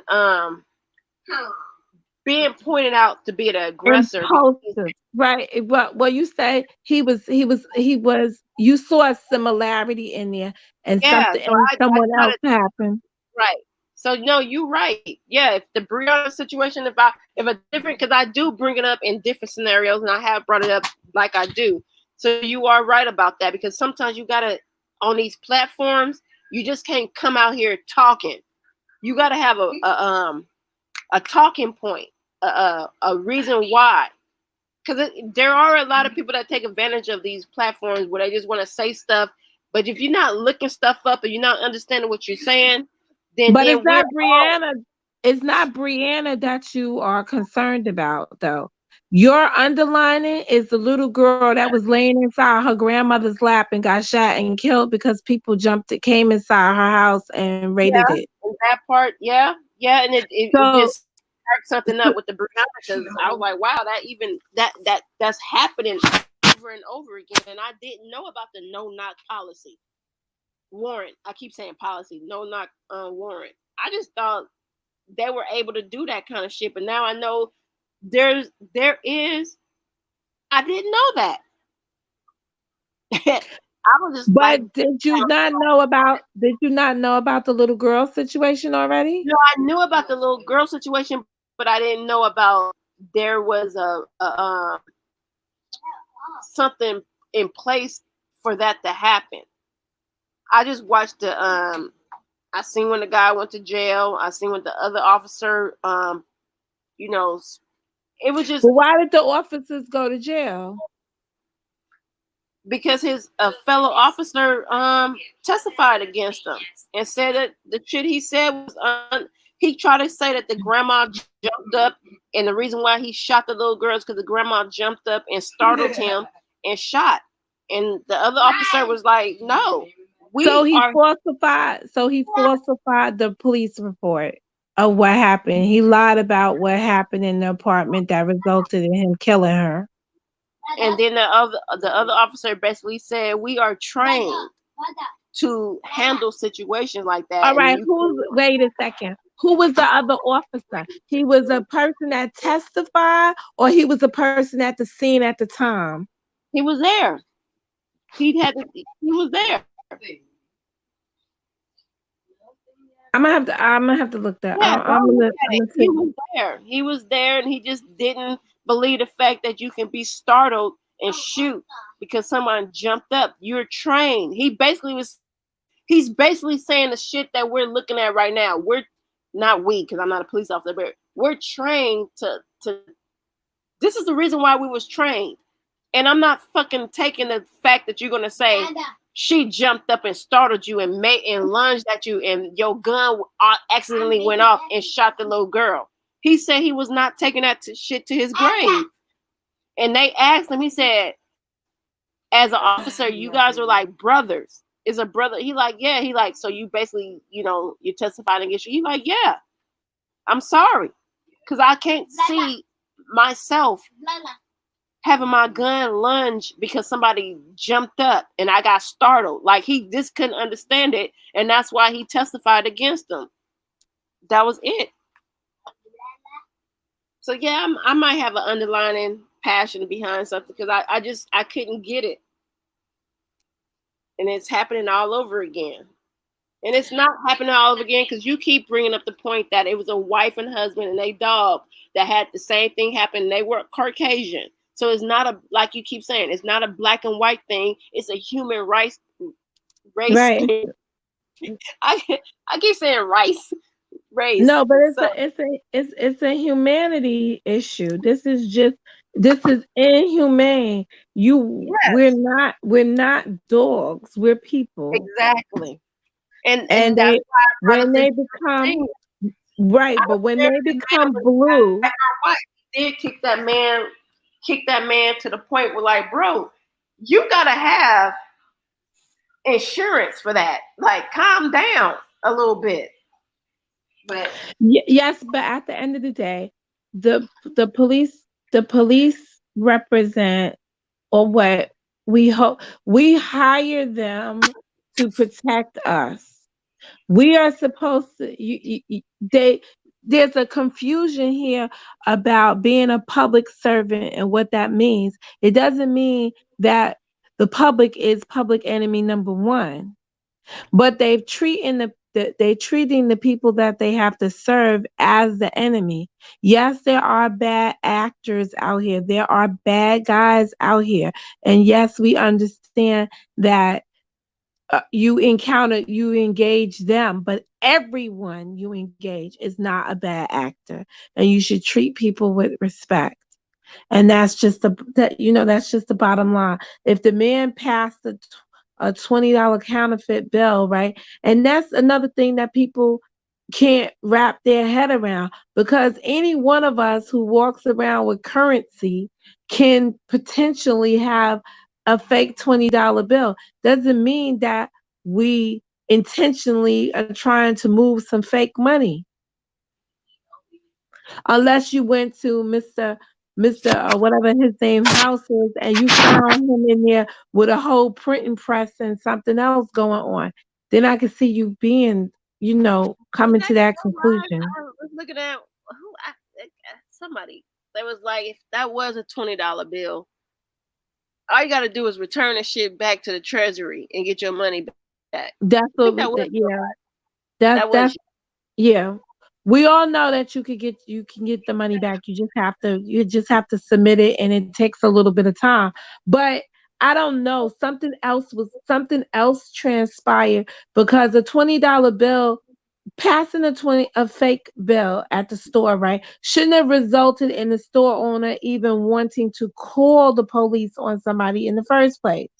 How many times do you go somewhere and the reason why they test the money in the first place at the stores is so that they don't accept it. So all you tell the person is, no, we're not going to take it. It's not like the police walked up on this man and found him in the store arguing with the store owner about taking his fake $20 bill. He was sitting in his car across the street from the store. So he long time left the store. Why was there a need to call the police in the first place? Because, well, I said because, like I know, because I'm starting to see that the man was in pornos. The man knew. The man and the officer worked together undercover at, I guess, moonlighting at security. Yes, but that's not the officer that walked up on him in the first place. The other two officers were the one. The rookie, and I believe I meant to look up this guy's fucking name to see his tenure. I think the rookie cop was the one handling the situation in the first place that walked up to the dude, because from the warrant, it says that he had his gun drawn in the first place when he walked up on the man's car. And then he got the guy to cooperate, and like he walked up with his gun drawn. Is what I think I read on the piece of paper. But because that's not what I saw in the video, and what I read on the piece of paper didn't align with what I saw in the video, and now that I can't find that video, it's very hard for me. Cause I'm like, where they getting this shit from?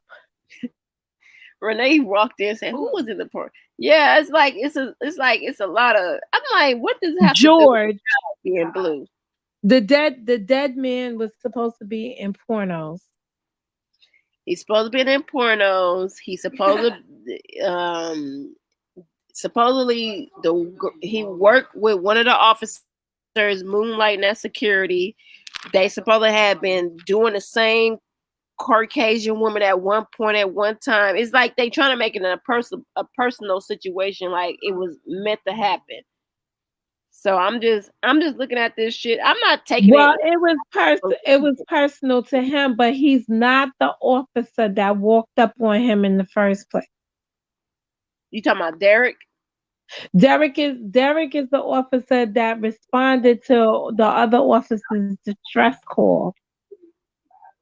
Okay. They're the second officers that came on the scene. According to the affidavit, right. We always thought that it was him in the first place, but according to the affidavit, he walked up on the scene. And now Derek's wife, after we spoke about this, I was like, what's the point of saying that his wife is divorcing him? But you made sense when you was like, cause that she don't want to get harassed. And I'm like, okay. Because I was like, what the fuck? Who cares? That's what I would be saying too. But that it's kind of weird that you said that, because then it made me look up the wife, right? The wife was a former Miss, she was in the contest to become Miss Minnesota and stuff like that. Old ass woman. Like I was saying, I was like, what they got? Miss Senior Citizen? Minnesota, Miss Senior Minnesota. But anyway, she was up there, and I was like, she wasn't even like, I was like, that must be the second kind of contest. I don't know, because those women looked at middle age up there all doing that. I think of Miss America, Miss whatever state contest being a little bit younger than that. But she was up there, and they did an interview. I saw an interview of her and how she loved her husband, and he was doting and all this other stuff, and he walked her out, for that contest, and how proud and thing he looked. But he also looked a little younger than what we were looking at. Mm-hmm. The day of the thing, and then I was listening to pundits, and they was talking about pictures they got of him now. Dude look younger than the man, the knee on the neck situation. Like, I thought he was older. Interesting. Well, his arrest picture, he looked it a little bit old. He looked it. He looked distressed in his mugshot picture. But he looked distressed in the thing. He looked at not stressed, but he looked at like I don't give a fuck. But in the arrest picture, he looked like he started to give a fuck. That's basically. Well, this thing is just in a whirlwind of a. I don't know. I don't even know how to think about it. But all of this to me doesn't matter if he was in porn, because at the end of the day, we saw a man assassinated on television. You know, it's different when, and we saw, and you know, I was telling somebody today, I was like, from a spiritual sense, he probably wasn't even talking back to the old dude. I feel like he was talking to his mother at that point when she probably came down to get him from this brutality. Because he said, mama, mama. And that could have been, because I don't know how many grown-ass black men do you know in some situation is fucking screaming for their mama. I didn't know anything, I swear. But I'm going to reserve everything until I hear what intoxicants was in his body. Yeah. Because but it doesn't, it's no matter what intoxicants are found in his body, it's not going to negate the fact that that man killed him for no reason. Ever, in my opinion. But it's going to explain to me why the guy why a few other things was just abnormal. Why they were sitting in the car with the trick bitch in the back and the other dude that now, you know, you don't hear nothing about that 3 people that was in the car. And that how the 3 people walked out, 2 of them walked out of the car and stood on the side of the sidewalk and shit. And, you know, but now that we know that wasn't even, that was like an alley they was in, opposed to it being a real side, that's like a side street on the side of a block somewhere where they was parked at with the car, that they really didn't have no place to go or run, that they, you know, that they just stayed put. But his man that got out the car, like, to me, it's not relevant, but they all just remind me of junkies. So stop telling me about the man being on a good path or whatever. This is why the police treated the people like the way he treated them, because there had to be something about these people. Like, I didn't even know that 12 was the narcotics unit until they was doing all that shit for the protesting. They was like, fuck the 12. Then I'm looking up what the 12 is. Yeah, because you still, green hair was mad as hell. Fuck yeah, she looked, the 12 then came got your ass, bitch. Because I was looking at they all look like undesirables to me, that the police would be encountering them. I'm just saying, like, y'all, I don't know. They all look like junkies to me. And I don't have no passion for junkies. Just like I was up here calling somebody a crackhead or whatever. I don't have no passion for people that destroy their own selves, period. Now you might. What did you expect? It makes sense because there's a lot of junkie behavior going on. This has to do with, first of all, let's get this understood. The injustice that's going on right now, the police have nothing to do with the looting and taking over your own city.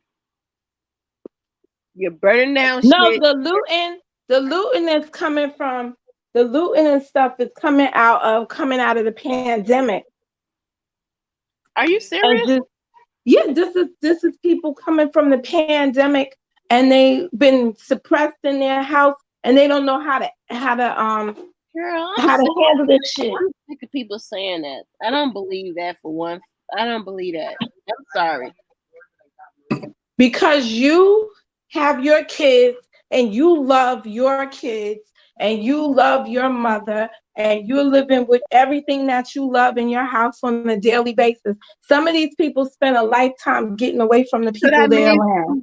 Your first chance to do something, you're gonna go just running up in stores and stealing with no mask and you're filming it yourself. Like, I'm not gonna sit here and believe that bullshit. That's stupid. I'm sorry. Are you doing that? I'm not gonna blame this on the pandemic. No, we're not. We're not doing that. We're not doing that because we're not in the same type of mental state that other people It's not are a in. mental state. It is a mental state. That's an excuse. You destroying your own city and state because of the pandemic. No, no. I mean, I guess it is what it is. It's not me. You're right. I can't. Broke my ankles. Well, everybody wake up in the morning and there's nothing there for them. Somebody explained to me today. I was having a conversation with somebody today, right, from a different perspective. And they said to me, I said, well, you don't go destroying your neighborhood, basically what you said. And their response to me was, these are not our communities in the first place. We don't own those businesses and so on and so forth. And that's how some people look at the shit. They see it as big business. It's corporations. It may not be, it's not my justification for some stuff, but it's the way that they rationalize. I would never dream that I was having a conversation with a person and they would tell me, oh yeah, it was okay for them to burn up this stuff because it belonged to big corporations. It was big corporations. So people that feel like they got the raw end of the stick with this COVID shit have come out. Those folks, right, that are out there are protesting. We are protesting for Black people. It's personal in terms of it could be any one of us any day now. The white folks out there are marginalizing our pain because they are upset because of their eco-social shit that happened to them. People had money one day, had a job or whatever, and then they didn't have it anymore. And that's why they came out and they did the shit that they did. When you are angry and you are bitter, you take it out on the shit around you. That's the best they could do. When people were stuck inside the homes, right? For this COVID shit, you have a lot of domestic violence situations because people got stuck with motherfuckers they don't want to be with on a regular basis, and they were just trapped inside of that one. So but you Monica, no, I hear you. I hear you, but it's still no justification for the bullshit that's happening. It's not us.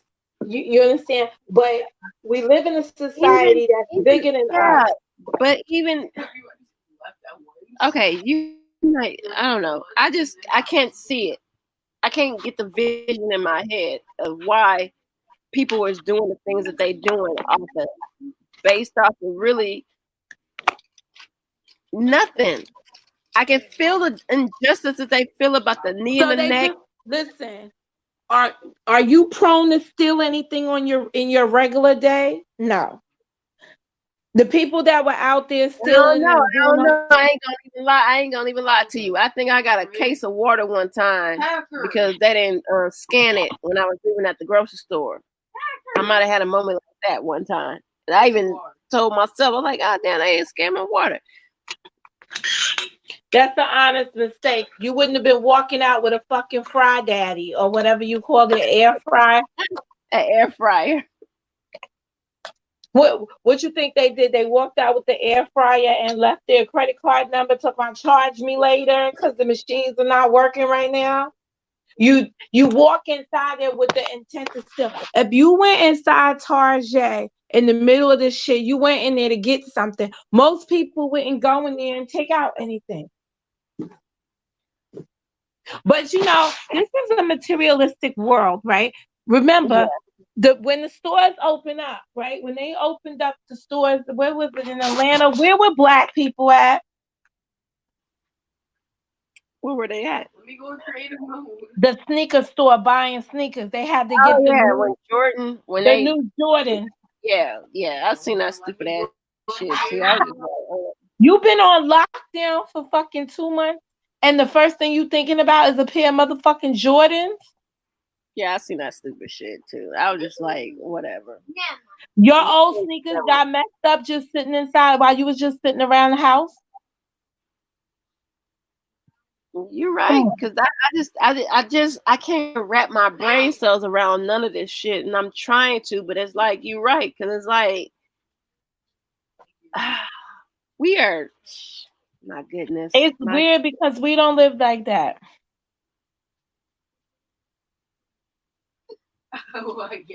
Where was I doing the Rodney Kings? Let me tell you. I think You I was was in. looting?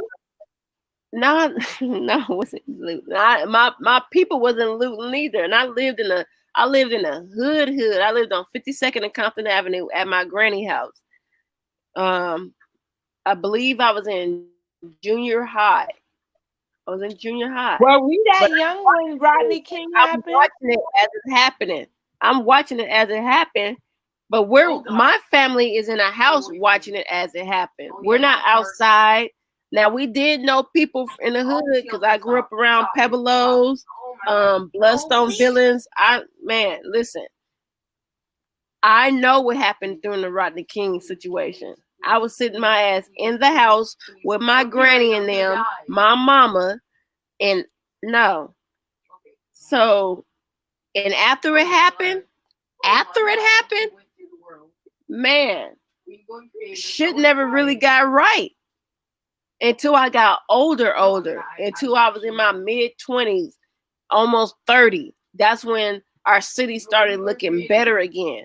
And mind you, even with the Nipsey Hussle and all that shit that they think they got going, like I was upset that they was changing Slauson to Nipsey Hussle Boulevard. Like I was one of the ones that went against that shit. I'm from LA. No, I don't want to change my Slauson Avenue to Nipsey Hussle Boulevard Road, whatever the fuck they wanted to call that bullshit. Like, no. I grew up on that street. So, man, the Rodney King and all that. My mama grew up with the Watts riot. I wasn't there at the Watts. I ain't that old. God damn it. But my mama was. So now this shit is, I'm just looking at this shit and I'm just, I call my son every day just because I just want to understand.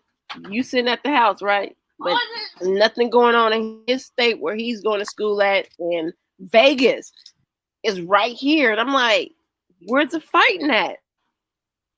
And I know you said they had a couple of little situations in New York, but are y'all burning shit down? If they burn shit down here, they're gonna have a problem because they definitely Big Brother is gonna catch who burnt it. You're going to jail. The bottom line is you're going to jail if you do that shit in New York. You're gonna go to jail. If you don't go to jail instantaneously, you're going to jail soon. Mm-hmm. So it's not worth it. Like the price for that bullshit is jail. Facts. You're not going to be able to vandalize shit and get away with it. You're going to jail.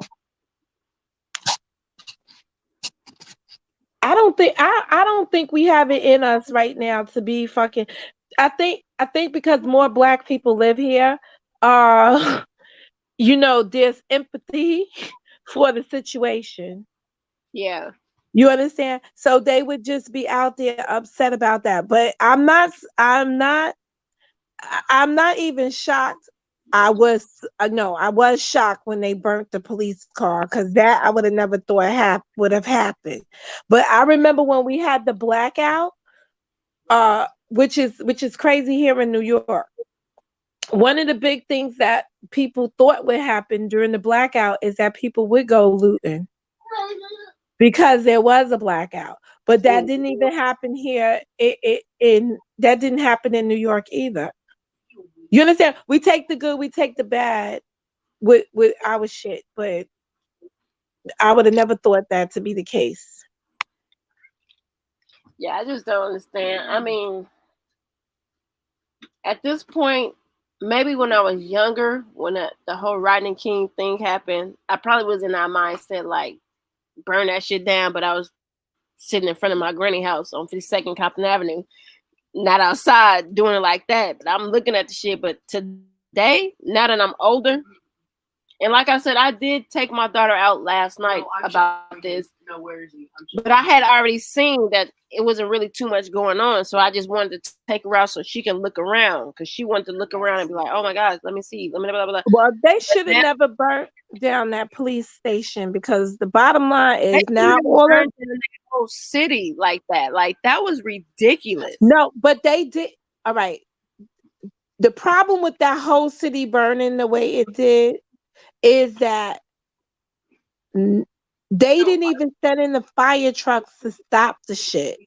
That let me know I had to go back and do some like soul searching. The reason why they didn't give a fuck is because the people there were probably already undesirables. That's why we kept looking at, it was like one junky looking motherfucker after another one showing up. That night that the guy was doing the filming, come on, the tramps were out. They just all look like undesirable at the end of life people. Wait. You understand what you living for? Wait, Monica, you gotta explain tramp, because they gonna think you talking about a tramp. They gonna think that you talking about like salt and pepper. No, tramp is that's the old terminology for a bum. The tramps were out, literally, and I was looking at that shit too, like, what the hell? It was like, yeah, and the guy got the nerve to be talking about, oh, I can hear y'all talking about the black on black crime. No, we wasn't talking about the black on black crime. We talking about, like, if you saw these people walking down the street and you was outside late at night, you clench your bag. And it wasn't just because across the street. No, clench your bag and cross the street. I'm not walking hiding my expensive shit. I probably be trying to put underneath my shirt. Yeah, it was a bunch of junkies out there doing a bunch of junky ass shit. That's why I don't appreciate the riots or the looting or whatever the fuck they got going on, because it's a bunch of, it's stupid.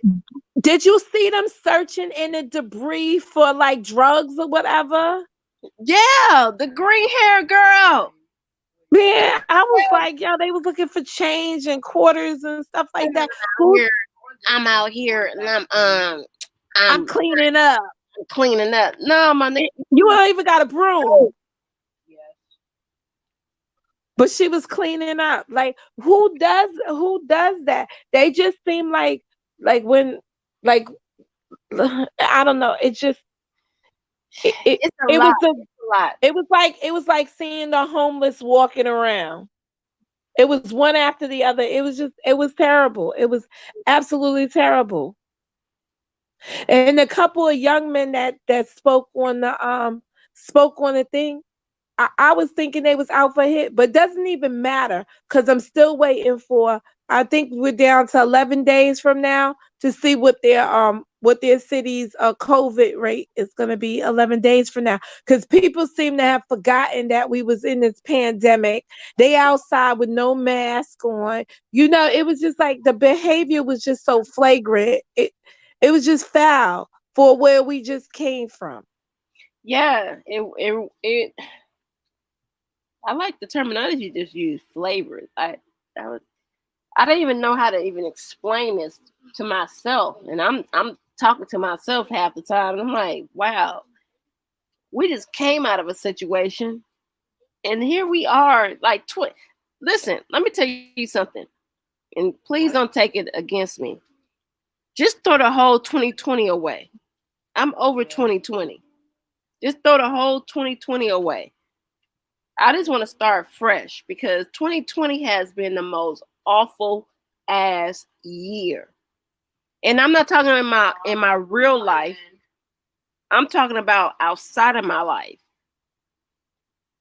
I'm on some other shit going on, and I'm just sitting here like, so y'all gonna so 2020, you just gonna interrupt everything I got going on right now? Is this what y'all doing? 2020. Seriously? 2020. So you have a comment in the chat that the police were outnumbered. That's why they retreated.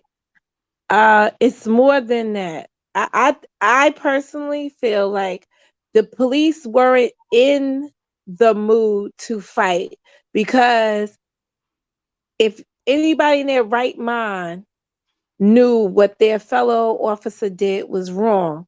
So to go and try to fight people when you know that the shit started out wrong, you and your feelings too. And that's what I think was happening the first couple of days of it. It's like, yo, why you had to do this shit? Like, this is the ultimate shit.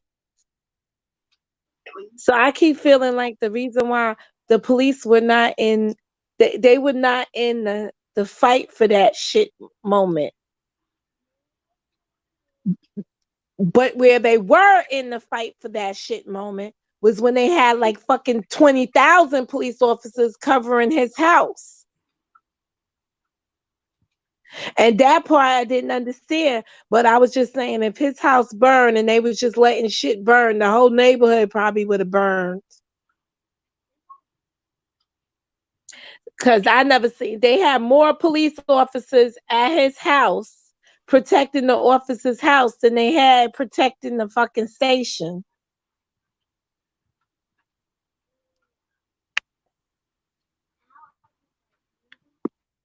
Hold up. Y'all talking about I'm talking about the very first evening of the protests, right? oh, yeah. Hold up. What's that? Oh, wait up. Give me a second.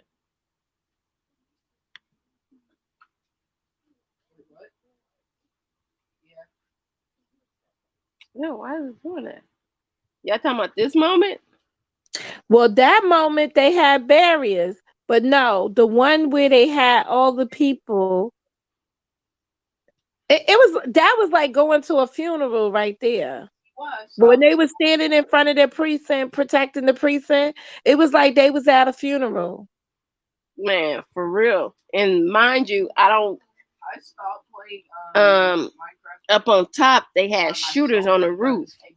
So while everybody's on the outside of this barrier is yelling, fuck F12, F this, F that, they just standing here while the whole city is just burning down. I'm just sitting there, I'm just like, wow. So yeah, so it was another moment where they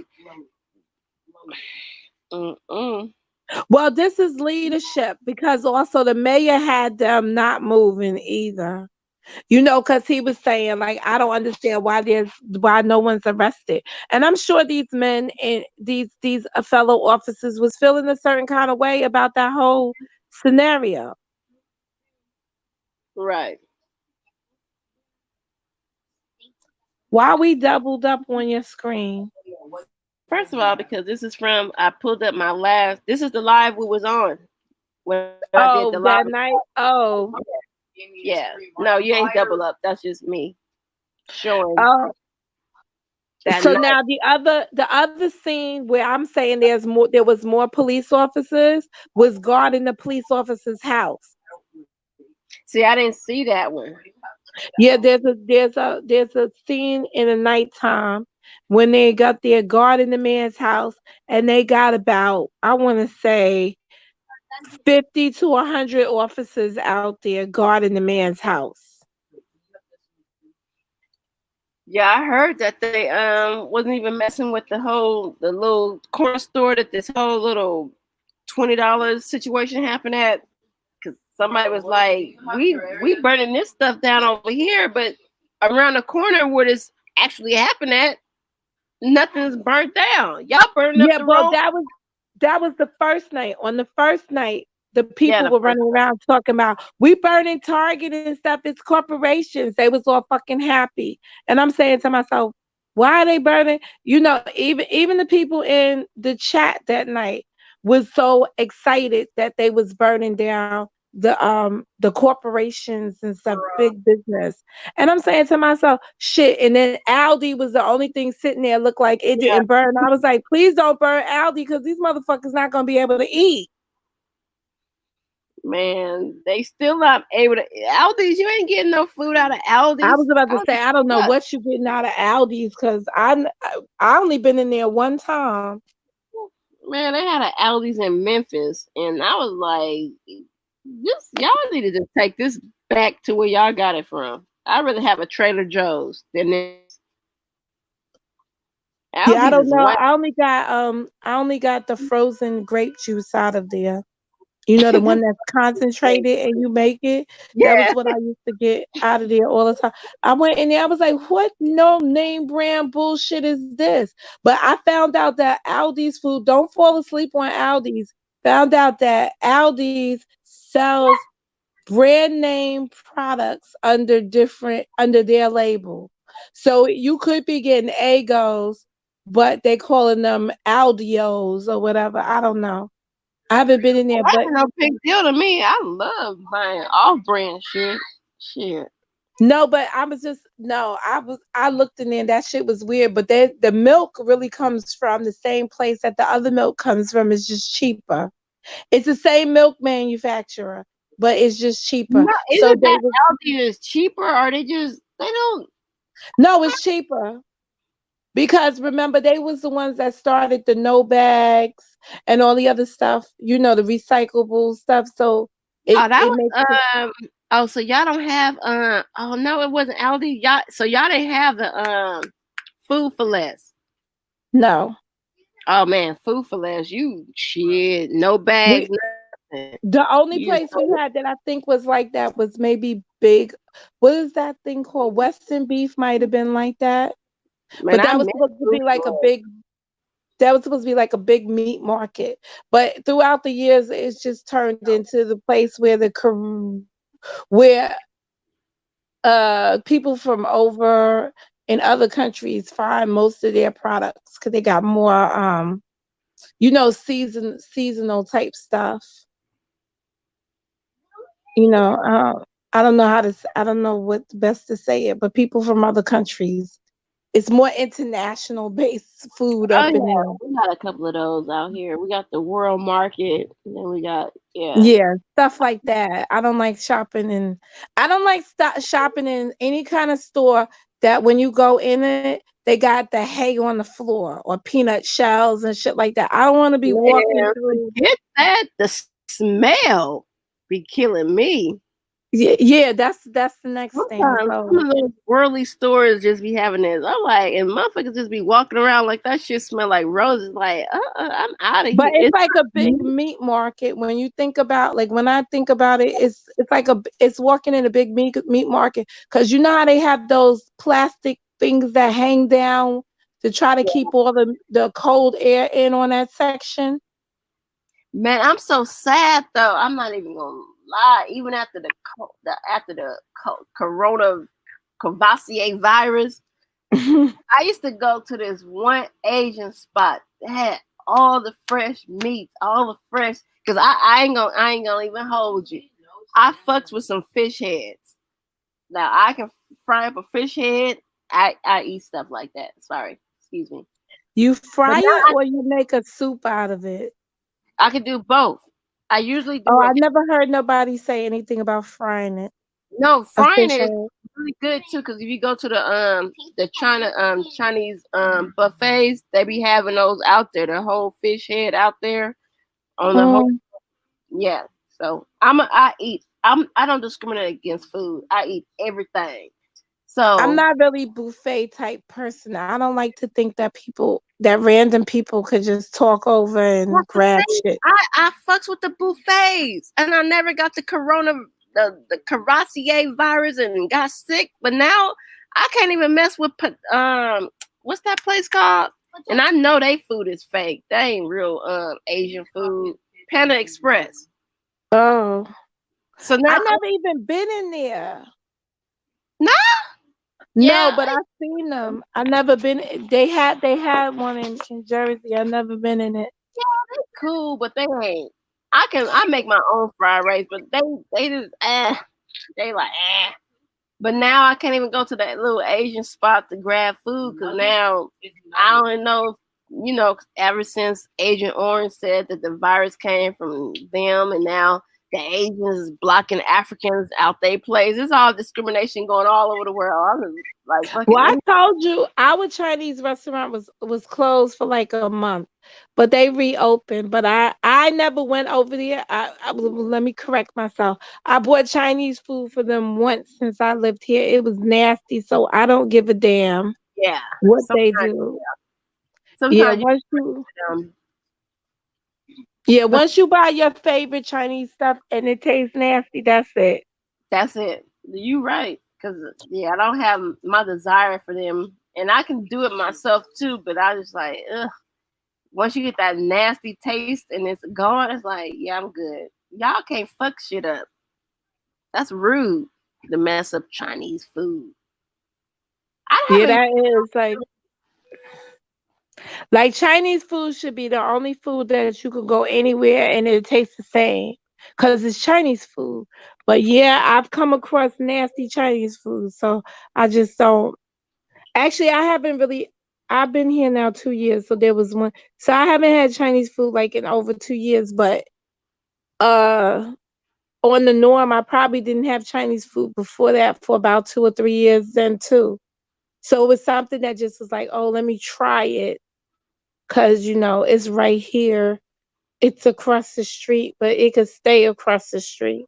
Yeah, But they didn't have they were closed. They didn't have no business. But now that I think about it, they probably was closed because they couldn't get shipments of their food.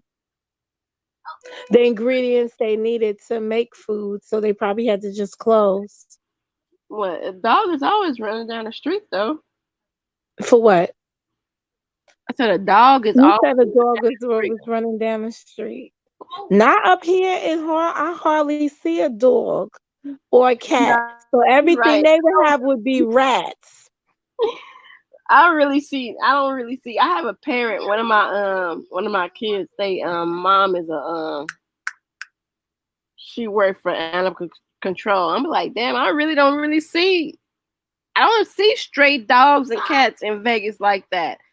Well, I don't know. I mean, I don't live like, but even if I was just chilling at somebody That's else, a back in the day thing. People pay too much for a dog or a cat, a pet these days to fucking put that motherfucker out. They pay too much money to get them. yeah, I Sal don't cost even. me $1,200. I can't imagine what the fucking dog. I said Sal, but that's Nugget. So I'm thinking about my old You dog. had But a cat, and I was so glad when she ran away because that was expensive. The litter, the food, and then the smell. Like I can't deal with no that. I was like, oh, she got to go. I was happy that morning. They kept like, "Where Kit Kat?" I was like, I don't know where. Girl, when I found out, I was like, "Thank you, Jesus." To this day, my daughter be like, "And you bought all of that food and litter, and she just gone, and you happy?" I did have a lot of that shit is expensive. That was more than my kids. My kids asked for hot Cheetos. That's $1.29. I had to buy litter and shit. That shit was $10. Oh, she got to go. Kit Kat, you got to go, honey. But I'm not anyways, mad at you. I know you can't be mad at me because I got the personality of the world. Well, I'm going to bed. You can have the personality all to yourself. Good night. Look, I'm saying good night now so I don't fall asleep. Bye. No, I'm out of here too. Thank you. Bye. I gotta say my goodbyes to nobody that's here probably. But if you are here, thank you for being here. Shout out to you guys. And like I said, my life was basically about J.R. Smith. Okay. And we started talking about other things, but at the end of the day, I always say I'm invited. I'm invited. Did I say that wrong? I'm inviting you. Okay, that's what I meant. I'm inviting you to comment below and tell me how you feel. Because I could be wrong. I could be right. But at the end of the day, my comment section is always open. My name is Joyce Chit Chat. I like to chit chat. So if you got something to say, believe me, I don't discriminate. I'm not rude. I'm not gonna say nothing funny. Tell me if I'm saying something that was wrong in this whole video. It was maybe 2 hours. So that means you're gonna be scamming through it. I said scamming through it. That was an inside joke. But anyway, thank you guys for coming through. I appreciate it. Like I said, thank you to Monica. You know, she always got something to say. And if you got something to say to me, hit me below in the comment section. I can reply.